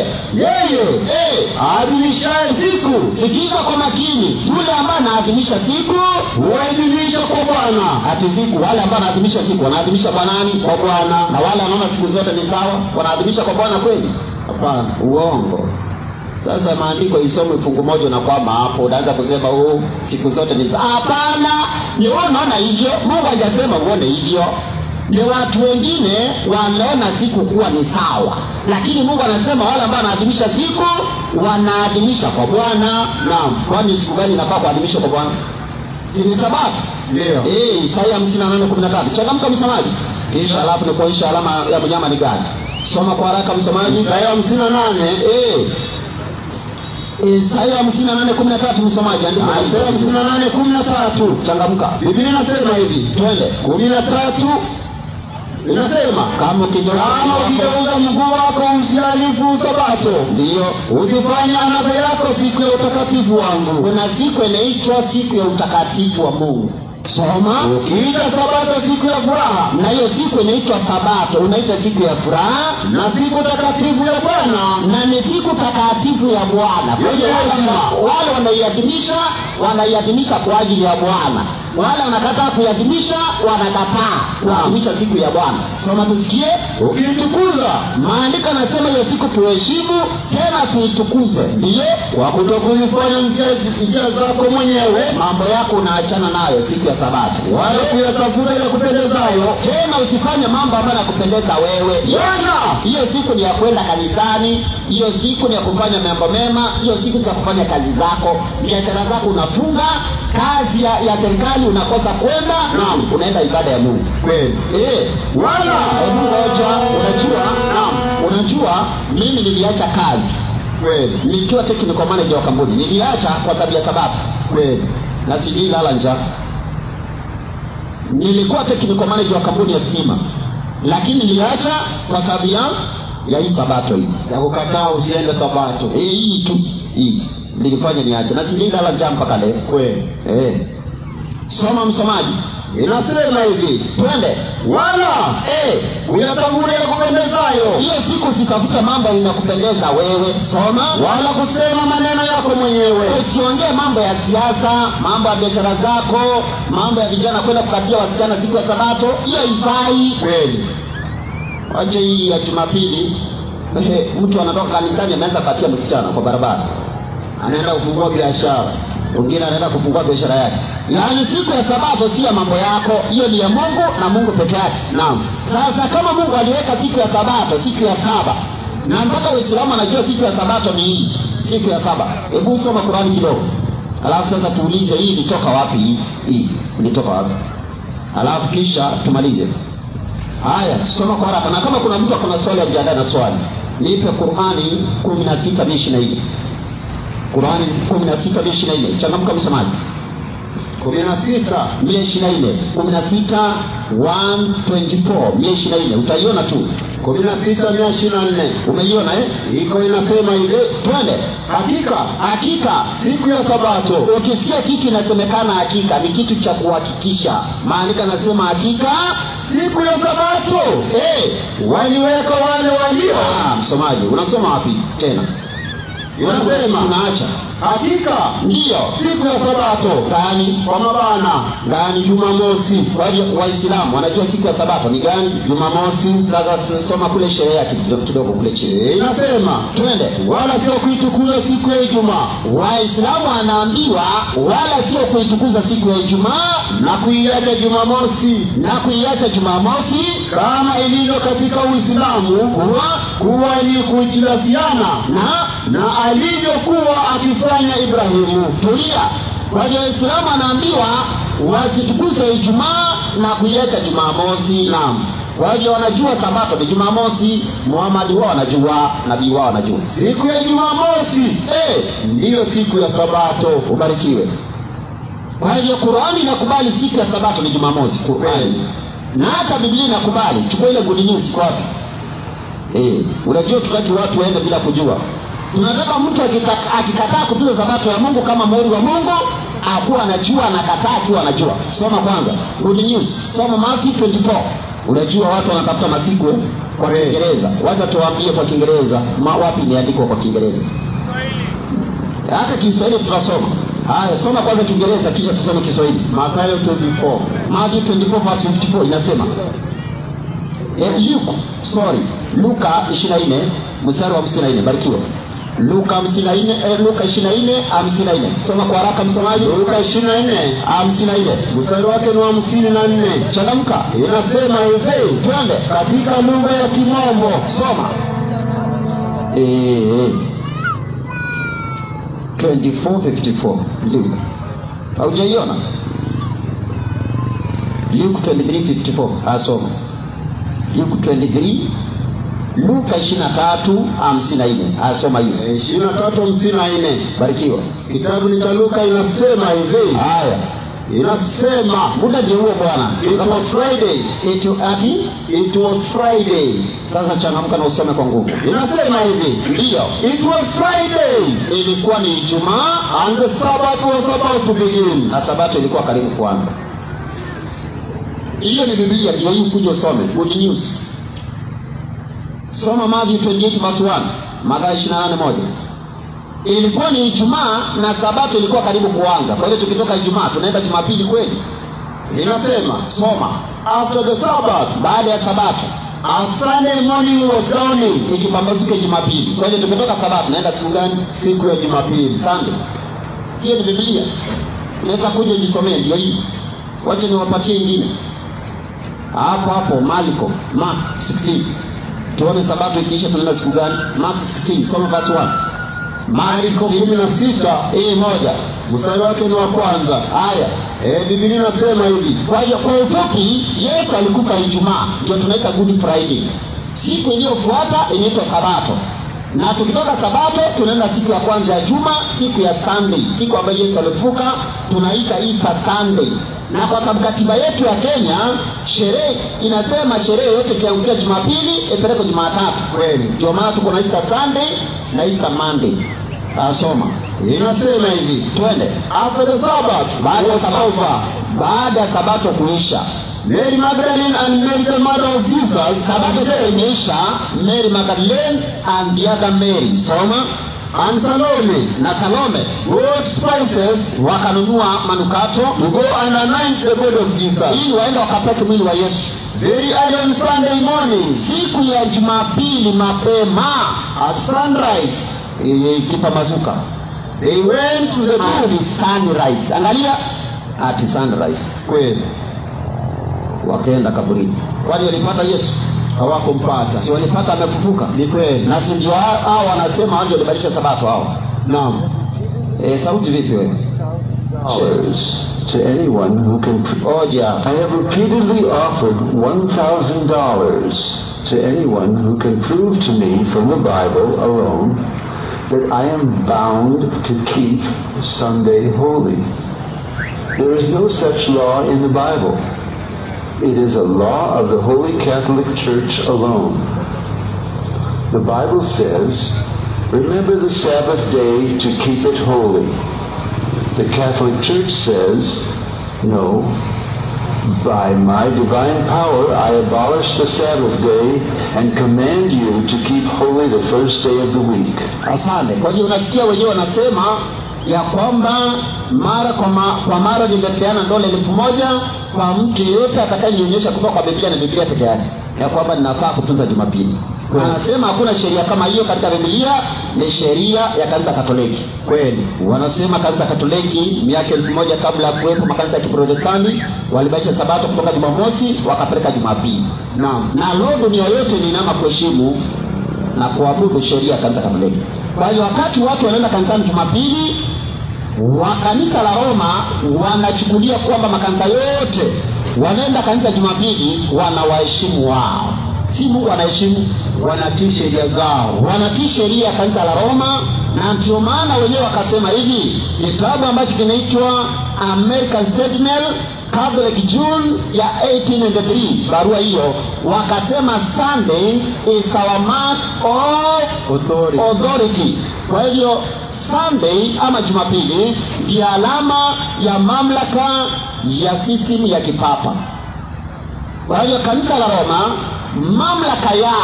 mamlaka yao alama mamlaka yao ni Jumapili. Naam. Alama ya mamlaka ya Mungu ni Sabato. Mamlaka gani? Mamlaka ya uumbaji. Kweli. Na si mamlaka ya uumbaji kwa Mungu peke yake, hata mamlaka ya ukombozi. Ezekieli 20:12. Usikie. Hata mamlaka ya ukombozi. Ukisoma Ezekieli 22 mstari wa 12, Bwana anayetutakaza anatambulikana Sabato. Nalo kanisa hili la Kiroma wakaweka ibada ya Jumapili na wakaadhirisha mamlaka yao ni ibada ya Jumapili. Ndio alama ya kuonyesha mamlaka yao. Jumapili ndio waliweka ili ionyeshe ya kwamba wao kuna mamlaka duniani ya kuongoza dini zote duniani. Na ndio maana hata wao wanakuambia bila uoga. Wanakuambia nini? Wanakuambia people who think that the scriptures should be the sole authority should logically become Seventh Day Adventists and give Saturday only. Waliosema hivyo ni kina nani? Saint Catherine Catholic Church Sentinel May ya 21st 1985. Wakasema wale ambao wanafikiria ya kwamba Biblia ama maandiko ndiyo mamlaka yao peke yake, wafuati kitu kingine, wanafuata maandiko tu peke yake, wanafaa logically, wanafaa wawe Waadventista wa Sabato, wanafaa kuwa Seventh Day Adventist na watunze Jumamosi kuwa takatifu. Haya msomaji. Ezekieli 20:12. Soma msomaji. 20:12 nasema, twende. tena naliwapa sabato zangu. Bwana anasema tena naliwapa sabato zangu ziwe ishara kati ya mimi na wao. Sabato ni ishara kati ya Mungu na watu wake, wapate kujua kuwa mimi Bwana mimi ni watakasaye. Asante. Na ndio maana kanisa hili la kiserikali nataka ibada na wako na alama yao ambayo ni ibada ya Jumapili. Bado ingelazimishwa. Kesho ndio tutakufundisha vile inakuja kulazimishwa. Sasa hatuwezi kusema ibada hii malazimishwa, ingelazimishwa bado. Lazima shetani kwanza hakikishe ana watu wengi upande wake. ndio akilazimisha awe na watu wa kumtetea. Naam. Shetani hawezi kubali kulazimisha kitu kama ana watu wa kumtetea. Kweli. Ndio maana anaacha kwanza maovu ya kibiri duniani, watu wana mawazo ya maovu, Sodoma ingie duniani, ndio sasa walazimisha ibada yao ya alama mnyama, walazimisha ibada ya Jumapili alama yao. Kesho ndio ndio kufundisha vile na kuja kulazimishwa. Lakini kabla tujamaliza, hii kanisa ndio maana inaitwa mama wa makahaba. Msomaji? Naam. Kwa nini mama wa makahaba? Hebu kwanza soma Ufunuo 17 mstari wa 5. Usikie kanisa linafanishwa na kahaba na ni mama wa makanisa mengine makahaba. Soma tusikie. 17:5 kitabu cha Ufunuo inasema, twende. Na katika kipaji cha uso wake, katika kipaji cha uso wake alikuwa na jina limeandikwa la siri, gani? Babeli mkuu. Hii ndio Babeli ya mwisho duniani. Twende. Mama wa makahaba, anaitwa mama wa makahaba na machukizo ya nchi. Machukizo yako duniani ndiye ameleta. Yeye ni mama makahaba, na ndio maana hata wao wenyewe wamekubali wakasema, other churches are no sisters of ours. It must be always clear that the one only Catholic Apostolic Universal Church is not a sister but the mother of all churches. Aliyesema hivyo ni huyu kardinali aliyekuwa Papa Benedict wa 16. Alikuwa anaitwa Cardinal Ratzinger, na alisema hivyo na ikaandikwa Vatican Independent September 5 ya 2000. Wakasema makanisa mengine si dada zetu. Inafaa kujulikana wazi kabisa ya kwamba kanisa moja takatifu Katoliki la kimitume hilo dunia yote si dada wa makanisa bali ni mama wa makanisa yote. Kwa hiyo amekubali. Kwa hiyo vile Biblia inasema hii kanisa ndio mama wa makanisa mengine, na kweli wamekubali. Sasa tutajuaje watoto wake? Ezekieli 16. Tutajuaje watoto wake? Ezekieli 16:44. Kisha tumalize. Changamka msomaji. 16. Alafu kama kuna mtu ana swali unainua mkono na uulize swali. Asoma. 16:44. Inasema, Ezekieli inasema, tazama, ndiyo, kila mtu atumie mithali. Kila mtu atumie mithali. Anatumia mithali hii kinyume chako. Alisema, twende, kama mama ya mtu alivyo, kama vile mama ya mtu alivyo, hivyo alivyo binti yake. Ndio maana ametulia na watoto wake wanakula chakula. Naam. Angalia. Maandiko yanasema vile mama ya mtu alivyo ndivyo alivyo binti yake. Like mother, like daughter. Kwa hiyo ukitaka kujua tabia za msichana, kwanza elewa tabia ya mama. Tabia za mama. Ukiona mama anashika mume wake kwa anafinyilia chini, akipiga mangumi, jihadhari na msichana wake. Kama msichana wake hajabadilishwa na Yesu, kijana kama utaoa, hata huyo msichana ukimuoa atakuoa kope, mapua itaenda. Neno itaenda. Si mimi nakwambia ukweli. Jihadhari na msichana wake. Tabia za mama ndio tabia za msichana. Like mother, like daughter. Mama alianzia ibada ya Jumapili. Unafikiria watoto wake wataenda kanisa gani? Jumapili. Wataenda ibada ya Jumapili tu. Wataenda ya Sabato. Kanisa la Roma wakaanza ibada ya Jumapili. Unafikiria makanisa mengine ambaye amezaliwa na yeye yataenda kanisa lini? Jumapili. Hivyo tu. Hawezi wakaenda kingine. Hawezi enda ingine. Mama kaanza ibada ya sanamu. Wewe unafikiria kuna makanisa ambayo unajua mama anaweza kuwa na tabia kadhaa na wasichana wake, unapata msichana ana tabia hii. Naam. Msichana mwingine amechukua tabia mbili za mama. Naam. Mwingine amechukua tabia tatu za mama. Mwingine akachukua tabia nne. Mwingine akachukua zote. Hata mwingine anachukua kama zote. Naam. Kwa mfano, huyu mama akiwa amebatiza uongo, kuna makanisa wako na batiza uongo. Kweli. Huyu mama, maana batiza wa kweli ni kusafishwa ndani ya maji mengi. Kuzikwa ndani ya maji mengi. Kweli. Mama akiwa amesema ibada ya Jumapili, kuna makanisa ameenda Jumapili kama yeye. Naam. Huyu mama akiwa anaabudu sanamu, kuna makanisa na madhehebu yanaabudu sanamu kama hii. Naam, kama hii. Mama akibusa moshi, hata wanabusa moshi. Na angalia. Na mama amewatembelea. By the way, mama amewatembelea. Unajua mama angalia sanamu, angalia sanamu. Angalia sanamu. Mama amewatembelea. Hawa ni wapunga hawa. Wametembelewa na mama. Naam. Mama amewaambia leo acha niwatembelee. Angalia moshi. Nimetembelea msichana wetu mmoja. Anasema kule mnaendelea vizuri. Mnafanya vile tunafanya, kwa kwetu hakuna shida. Sikia ibada za kishirikina, za kishetani Joyce.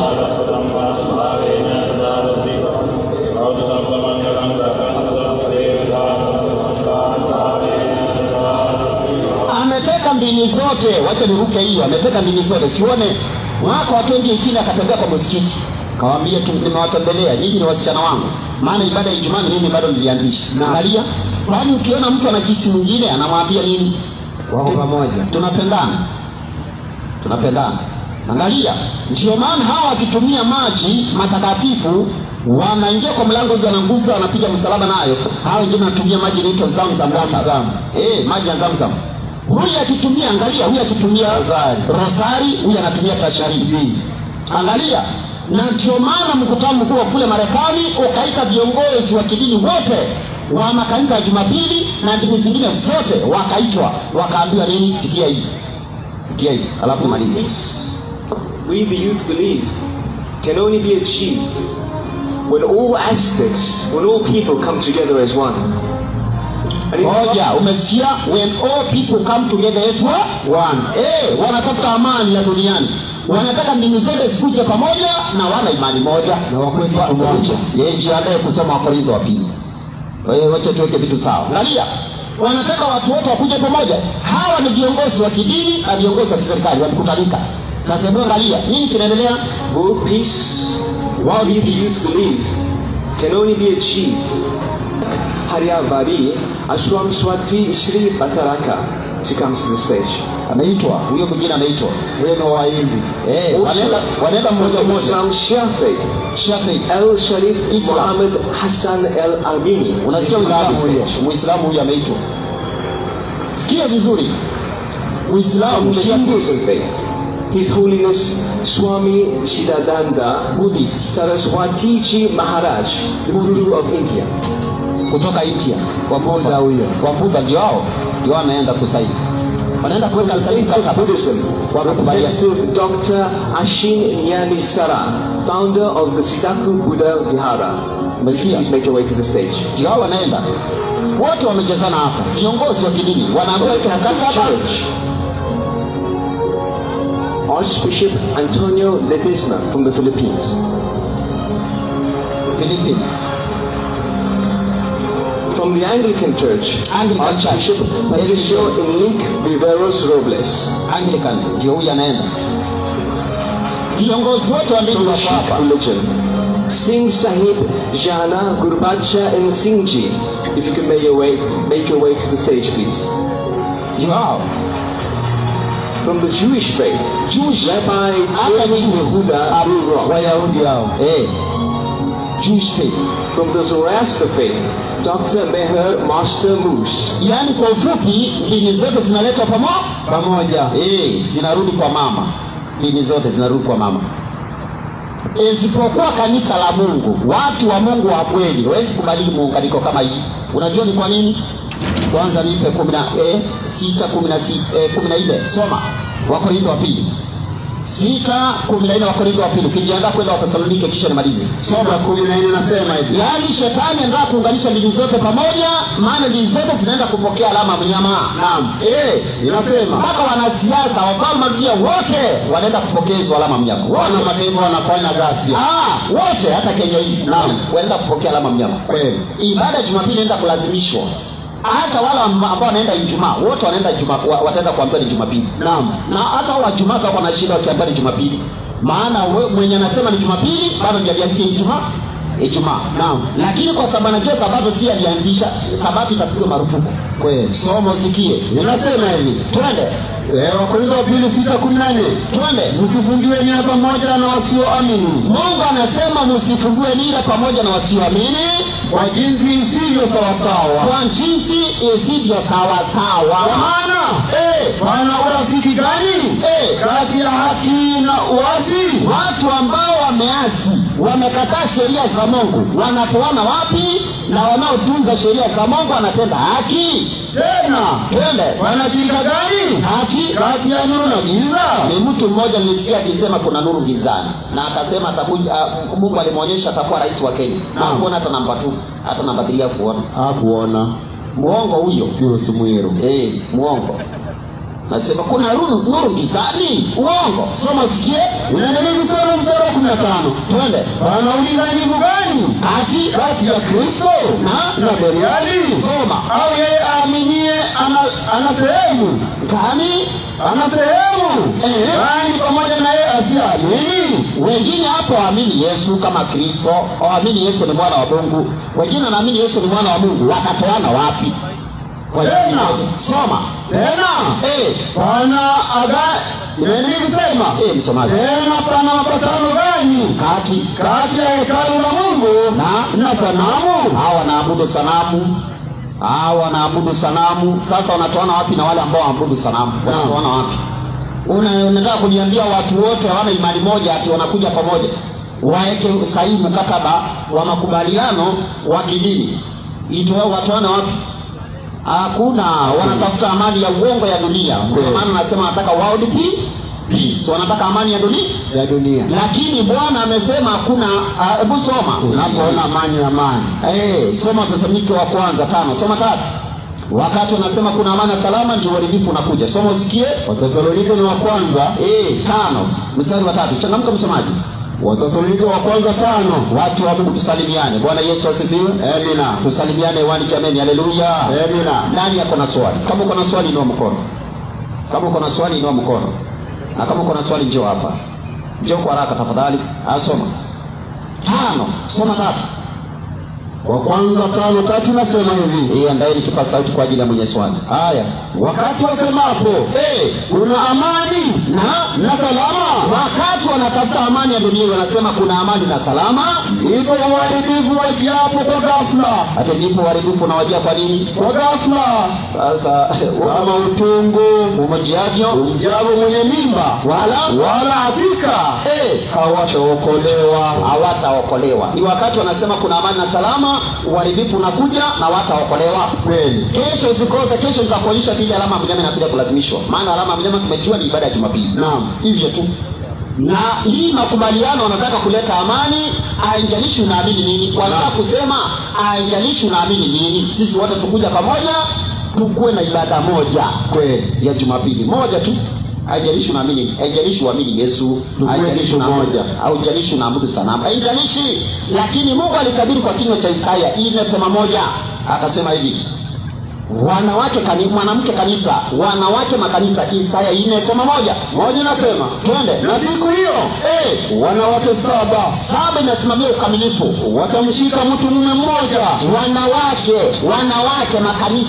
Wanawake makanisa ndini madhehebu watashika mwanaume mmoja, wakisema nini? Tutakula chakula chetu. Chakula Yesu akasema mtu hataishi kwa mkate tu, bali katika kila neno litokalo katika kinywa cha nani? Cha Mungu. Kwa hiyo watakula chakula chao. Neno, wataki neno la Yesu, wanataka lao. Wanawake makanisa wakasema, Isaya alitabiri akasema makanisa watashikana waseme hawataki chakula cha Yesu. Kweli. Soma tusikie. Lakini Somaji watashika mwanaume mmoja, watasema hatutaki chakula chako na hatutaki mavazi yako, yani haki yako na udangwe zetu wenyewe. Lakini tuite tu kwa jina lako. Hata tuite kwa jina la nani? Lako. Ndiyo utuondolee aibu yetu. Si ndio maana unaona makanisa yamejaa huku, inaitwa na jina la Yesu. Unasikia the Church of Jesus Christ, the firstborn of Christ, Liverpool Church. Majina na majina ya ajabu. Hata Arsenal Church iko. At Christ the sender of gospel church center. Helicopter Church. Ndio maana leo unapata mtu anaanza kanisa mpaka majina imeisha ya kuita majina. Ya kuita makanisa. Naam. Wameanza kuita majina kama magari kama number plate ya gari. Unasikia KDG, KAG, KCG, wengine wanaanza kuita kama ndege. Unasikia helicopter ministry, mtu anatoka kwa helicopter, anaona helicopter ikimbii sana na iende mbali, anaanzia jet fighter. Jet fighter iko hapa pipeline hapa. Hapa pipeline siwende uone, utaona hiyo kanisa inaitwa jet fighter. Si helicopter iko hapa na nani anaitwa nani? Tuongope kuwataja kwa majina, maana Biblia inataja hata manabii wa uongo kwa majina. Kweli. Sasa tupia hawa. Haya, anza na huyu rafiki. Rafiki ujambo? Sijambo. Naitwa Mutisia. Na wewe? Nami naitwa Kimaya. Kimaya, karibu. Asante. Jina swali langu ni hili, Waefeso 4 mstari wake wa 4 mpaka wa 6. Soma kwa haraka. Haya, msomaji soma kwa haraka, umeambiwa. Waefeso 4 mstari wa 4 ukiteremka. Ile inasema hivi, twende. Mwili mmoja, maandiko yanasema mwili mmoja na roho moja, kama mlivyoitwa katika tumaini moja la wito wenu. Nipe habari. Bwana mmoja, ndio. Imani moja, ndio. Ubatizo mmoja, Mungu mmoja, ndio. Naye ni Baba wa wote, aliye juu ya yote na katika yote na ndani ya yote. Tulia, swali lake. Yohana 17 mstari wa 21. Haya, soma. 17:21. Yohana ni 17:21. Mstari wake ni wa 21. Changamka maana 17:21 kitabu cha Yohana inasema hivi. Haya. Inasema wote wawe na umoja, ndio, kama wewe, sawa, Baba, ulivyo ndani ya Mungu yangu, ndio, nami ndani yako. Imetosha. Haya. Swali ni moja. Naam. Shida hawa ni gani? Kama wanataka kuwa na umoja. Kwa hivyo sisi pia, ama nyinyi ambao mnasema kuwa na umoja. Nimeshaelewa swali lako, ndio nataka kujibu. Wawe na umoja, Naam. Wanapokuwa na umoja, wanakuwa na umoja wakiwa wameshikilia uongo ama wakiwa wameshikilia nini? Si amesoma mstari wa ngapi? 17:21. Lakini 17:21 sema. Lakini hakusoma 17. Si usome 17 usikie. Nani wanakuwa anaambiwa kuwa na umoja? Soma tusikie. Hapo msemaji. 17:17. Inasema, twende. Uwatakase kwa ile kweli. Mungu anasema uwatakase kwa ile kweli. Neno lako ndio kweli. Huyu amekubali kweli? Lasha. Hao wamekubali kweli? Hapana. Sawa. Hawezi kuwa na umoja kweli. Haya. Asante sana. Karibu rafiki. Ndio. Sasa nataka wewe ukuwe mhubiri wa hii ujumbe hii. Samani na msinichoke kwa maana watu wanasema huyo. Usio na wasiwasi. Nina swali tatu. Harakisha basi. Ninaanza na swali kwa ajili ya hawa watu. Hawa. Na nitarudi na swali kwa mhubiri wa kwanza. Naam. Kwa ajili ya hawa watu. Ndio. Yale yote tunafundishiwa ni nzuri sana, tena ni kweli. Vizuri kutufungula macho. Naam. Lakini mimi nauliza, huyu Mungu wa dhamani ndio Mungu wa leo? Kwa maana dhamani ilikuwa hata tokea bustani, mtu unatenda kosa kidogo na anakuua. Na hata Anania na Safira wanaongea tu kwa ajili ya pesa, anafungua udongo anawaua. Sasa makosa ambao wanatenda ni kubwa hata kuliko yale ya zamani, lakini wanaishi. Sasa huyu Mungu anabadilika ama ana upendeleo? Mungu ana upendeleo. Msomaji. Naam. Mungu ana upendeleo. Si ndio? Unajua ni kwa nini? Hebu kwanza soma kitabu ni kile cha gani? Hebu soma Petro. Unajua kuna kitu Mungu amefanya. Kidogo. Naam. Haimaanishi hao wataangamizwa. Hapana, wataangamizwa. Lakini hebu kwanza soma Yohana 1. Soma 14. Yohana 1:14. 1:14 inasema hivi, kitabu cha Yohana mtakatifu. Twende. Inasema hivi, safi, naye neno alifanyika mwili akakaa. Anza mstari wa 12 ukiteremka. Anza 10 ngapi? Kuna fungu natafuta msomaji. Hebu soma 13. Anza 12 ukiteremka. 12 nasema hivi, hata hiyo 14 soma 14 mara moja. 14 nasema twende, naye neno alifanyika mwili, huyo ni Yesu alifanyika mwili, akakaa kwetu, nasi tukauona utukufu wake, ndiyo utukufu kama wa mwana pekee atokaye kwa Baba, ndiyo amejaa neema na kweli. Asante. Yesu alipokuja akakuja na kitu kinaitwa neema. Kweli. Umeshika hiyo point eh? Akakuja na kitu kinaitwa nini?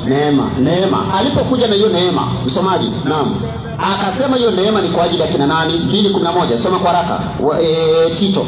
Tito 2:11. Changamka. Tito 2:11. Tito ni hata hao Mungu anawavumilia tu kiasi kwa sababu ya neema ya Yesu. Soma 11 nasema hivi. Twende. Hao Tito 2:11 msomaji. Tito 2:11 nasema hivi. Maana neema ya Mungu iwaokoe wanadamu wote. Hata hao wanataka Mungu angependa waokolewe. Imefunuliwa. Soma. Imefunuliwa. Twende. Nayo inatufundisha kukataa ubaya na tamaa za kidunia. Hao wanafaa kukataa ubaya, tamaa za kidunia, tupate kuishi kwa kiasi, waishi kwa kiasi na haki na utaua katika ulimwengu huu wa sasa. Huyu Mungu, hawa Mungu anawatazamia wafanye hivyo. Sasa nipe Petro sasa. Petro wa kwanza 3. Ni wa kwanza ama ni wa pili? 3. Anza mstari wa ngapi? Anza 5. Anza ini hapo. Petro wa kwanza 2:3. Msomaji sikia kwa makini. Petro wa pili 3. Petro ni wa pili 3. Anza mstari wa 5.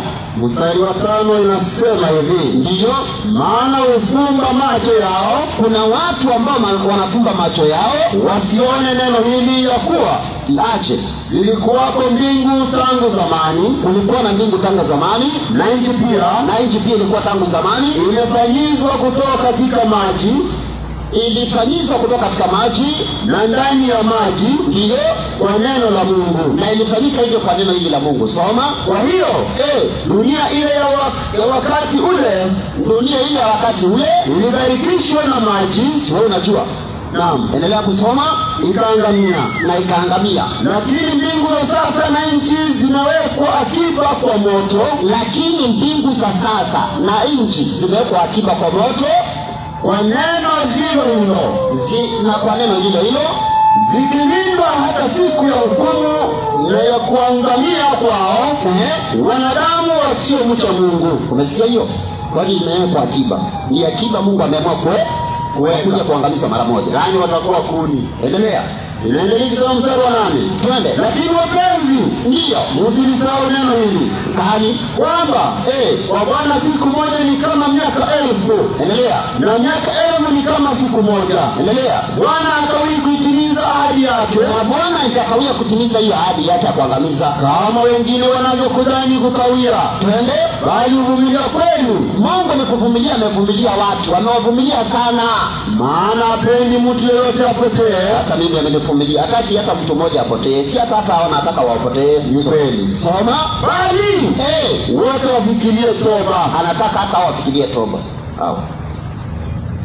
Kwa hiyo Mungu ameweka dunia hii akiba, na hata wewe amekuweka ili ufikie na ujumbe kama huu. Kama ni kukuangamiza ile maovu umetenda, angekuwa amekuangamiza mara moja. Lakini Mungu amekuvumilia mpaka usikie ukweli leo.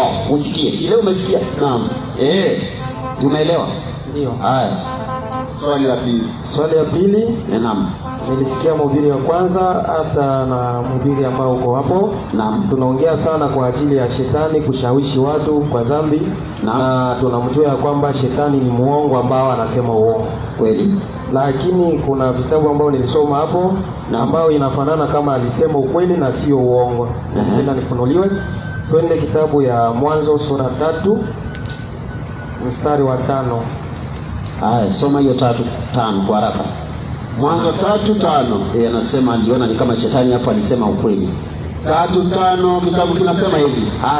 Kwa maana Mungu anajua ya kwamba ndiyo siku mtakayokula matunda ya mti huo mtafumbuliwa macho, ndiyo nani mtakuwa kama Mungu mkijua mema na mabaya. Haya, swali lako. Shetani huyo anaambia mwanamke, anasema Mungu anajua siku mtakula tunda ya mti hii hamtakufa, lakini mtakuwa ni kama Mungu na mtajua kulinganisha mema na mabaya. Naam. Unaona ni kama anasema ukweli Twende hapa kwa Mwanzo hiyo. sura 3 mstari wa 22. Asoma. 22 kitabu ni cha Mwanzo inasema, Ndiyo. Bwana Mungu akasema, Ndiyo. basi huyo mtu amekuwa kama mmoja wetu, Ndiyo. kwa kujua mema na mabaya, na sasa asije akanyosha mkono wake akaitoa matunda ya mti wa uzima akala akaishi milele. Asante. Sasa swali yangu ni Shetani anaambia mtu ya kwamba Mungu anajua mkikula hii matunda mtakuwa kama yeye, mtajua kulinganisha mema na mabaya. Na Mungu mwenyewe tena hapo wakati anataka kuwafukuza anarudia hiyo mambo ya kwamba mtu anakuwa kama mmoja wetu, anajua kulinganisha mema na mabaya. Sasa Shetani alisema uongo ama alisema ukweli? Sawa. Sasa pointi moja nataka uelewe. Shetani huwa anachanganya uongo na ukweli. Ili ukisikiza utasikia uongo, ukweli, na alafu achanganye na uongo kidogo ndani ili upotee. Hata saa hii kuna wachungaji wamechanganya uongo na ukweli na Shetani amewatumia. Naam.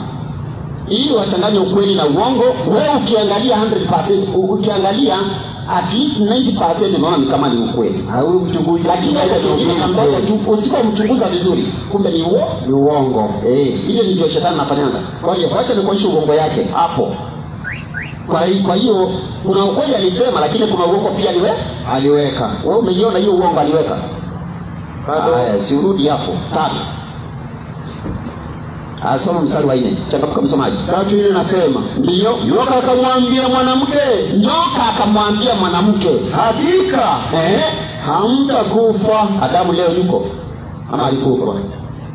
Alikufa, lakini hakukufa hiyo siku alikula tunda, aliishi na akazaa hata watoto. Unakumbuka ile andiko ilisema kwa Mungu siku moja ni kama hata miaka 1000, na ulisoma hiyo, umesikia hiyo andiko tumeisoma. Kwa hivyo Mungu akisema utakufa hiyo siku, inaweza kuata na miaka 1000. Ndio maana Adamu alimaliza miaka 1000? Hapana, hakumaliza. Kwa hivyo hiyo miaka 1000 maana ilikuisha, ilitoshana na siku moja kwa Mungu. Umeshika hiyo point? Ndio. Kwa Mungu, si kwa wanadamu. Kwa Mungu siku moja ni kama miaka 1000. Na miaka 1000 Mungu anaweza kuamua kama siku moja tu. Umeshika hiyo? Ndio. Kwa hiyo ile Mungu alitabiri ya kwamba wakila watakufa, ni kweli walikufa. Lakini lakini Shetani aliwaambia hapana, nini? Hawatakufa. Hiyo ni uongo aliweka ndani. Umeona hiyo? So Shetani anachanganya ukweli na uongo. Aleti uongo yote, anachanganya ukweli na uongo, unafikiria kumbe Shetani ni mkweli. Si mkweli, ni muongo. Swali ya mwisho. Naam. Ama ya karibu na mwisho tutakuwa na nyingine. Shetani, umesema 3 lakini sawa. Samahani sana. Haya, Shetani ya leo mabaya yote tunampea Shetani. Mtu akiiba tunasema Shetani, mtu akiwa na kiburi tunasema Shetani, mtu akizini Shetani. Ni kusema kitu yote mbaya inatoka kwa Shetani na kitu yote nzuri inatoka kwa Mungu. Lakini ukisikia hadithi ya huyu Shetani, kabla akuwe Shetani alikuwa malaika. Sasa hiyo akili ya kupingana na Mungu hata afukuziwe, yeye aliitoa wapi? Na wakati sisi tunapata mabaya tunasema inatoka kwa Shetani. Sawa. Sasa iko hivi. Unajua hata sisi saa zingine tunamwekelea Shetani sana, lakini sisi tumepewa nafasi yetu. Unajua sisi kama wanadamu tumepewa nafasi yetu sisi tumepewa nafasi yetu. Si lazima tujaribiwe na Shetani ili tujaribike. Na kuna mahali maandiko nasema mtu akijaribiwa anajaribiwa na tamaa zake mwenyewe. Kwa hivyo kumwekelea Shetani sana, Shetani na kiroho maana ndiye chanzo cha dhambi. Yeye ndiye alianza na dhambi. Yeye ndiye chanzo chake. Kwa mfano Yesu, hata sisi tunasema tu Yesu anapoongea kitabu cha Yohana 8, hebu soma 44. Yohana 8:44. Yesu analinganisha watu wengine kuwa baba yao ni Shetani. Unajua ni kwa nini? Maana mambo anatenda ni ya Shetani. Ni yale Shetani alianza nayo. Kwa hivyo Shetani ndiye alikuwa chanzo cha uovu. Na ukisoma Ezekieli 28, maana tulisoma, tungependa kurudia. Maandiko yanasema kuanzia mstari wa 14, unaweza kusoma nyumbani. Maandiko yanasema alikuwa mkamilifu tangu siku ile alipoumbwa hata uovu ulipoonekana ndani yake. Kwa hiyo uovu ulitoka ndani yake. Tuko pamoja? Kama vile pia unaweza zaa mtoto uone ni kama ni malaika, lakini akiendelea kuwa mkubwa anageuka anaanza kuwa mbaya. Asoma. Inasema hivi. Ndiyo. Yohana 8:44. Soma. Ninyi ni wa baba yenu Ibilisi. Yesu akaambia watu fulani, ninyi baba yenu ni Ibilisi. Kwa nini? Na tamaa za baba yenu ndizo mpendazo kuzitenda. Kwa hiyo kuna mambo ukifanya, unafanya tamaa ya shetani. Tamaa za baba yenu ndizo mpendazo kuzitenda. Kwa nini? Yeye alikuwa muuaji tangu mwanzo. Uuaji unaitanishwa na nani? Na shetani. Endelea. Wala kusimama katika kweli. Alikataa kusimama katika ukweli. Kwa hiyo mtu akikataa kusimama katika ukweli wa maandiko, bado baba yake ni shetani. Endelea. Kwa kuwa hamna hiyo kweli ndani yake. Hamna kweli ndani yake. Asemapo uongo, anaposema uongo, usema yaliyo yake mwenyewe. Tulia. Asema yaliyo yake mwenyewe. Umeshika hiyo point? Kwa hiyo ndio maana wale ambao wanatenda maovu wanaambiwa baba ni shetani. Wanaotenda mema baba ni nani? Mungu. Wale wanaotenda mema baba ni wa mbinguni. Maandiko yanasema uwe kamilifu kama vile baba yenu wa mbinguni alivyo mkamilifu. Lakini tukitenda kama shetani, baba yetu ni nani? Shetani. Ni shetani, tunaitanishwa na yeye. Umeshika hiyo? Sawa. Kuna jambo lingine? Harakisha tafadhali. Mhubiri wa kwanza tokea jana na hata leo. Na nilisikia hata wewe unakamilisha hapo ya majibu ya ufufuko. Unasema ufufuko, na tusikia maandiko yote wanatongelea kwamba watu watafufuka makaburi, na mara kwa mara wanarudilia makaburi itafunuliwa. Na hata saa hii tena aliongea kwamba watu wanakufa wiko huku kwa makaburi, na huku ndio wanasubiri na ufufuko wataondoka huko. Sasa swali yangu, kuna wengine ambao wanakufa hata kwa hatari ya ndege inaanguka ama inalungula, na hawana kaburi. Ndiyo. Na wengine wanakufa kwa bahari. Ndiyo. Ni mwili inaoza ama inakuliwa na samaki ama inaoza kwa maji. Sasa wale watafufukia ni ndani ya bahari ama watafufuka pamoja na samaki ama watafufukia wapi? Kwa maana maandiko hiko naongea tu kaburi. Sasa wale ambao hawana makaburi watafufukia wapi? Sawa, kuna andiko lingine linasema hata bahari itatoa wafu wake. Umekutana na hiyo? Kwa hiyo hata walichomeka walirudi kwa mavumbi, si ndio? Watatoka mavumbini. Kwa hiyo maandiko yanasema si kaburi tu peke yake, nasema watoto wakifa wanaenda mavumbini. Na hata maandiko yanasema hata bahari itatoa wafu wake. Unajua, nataka nikomee pale kwa sababu ya muda. Watu wa Mungu, Bwana Yesu asifiwe. Tusalimiane hewani. Haleluya watu wa Mungu. Asante. Ningependa tusimame ili tuweze kuomba. Na yule ana swali sawa, niendeleeni. Tusimame watu wa Mungu. Alafu tukaribie tuombe. Simamisha tu pikipiki kidogo, kisha ndio tuombe. Alafu wale ambao wangependa masomo yako hapa.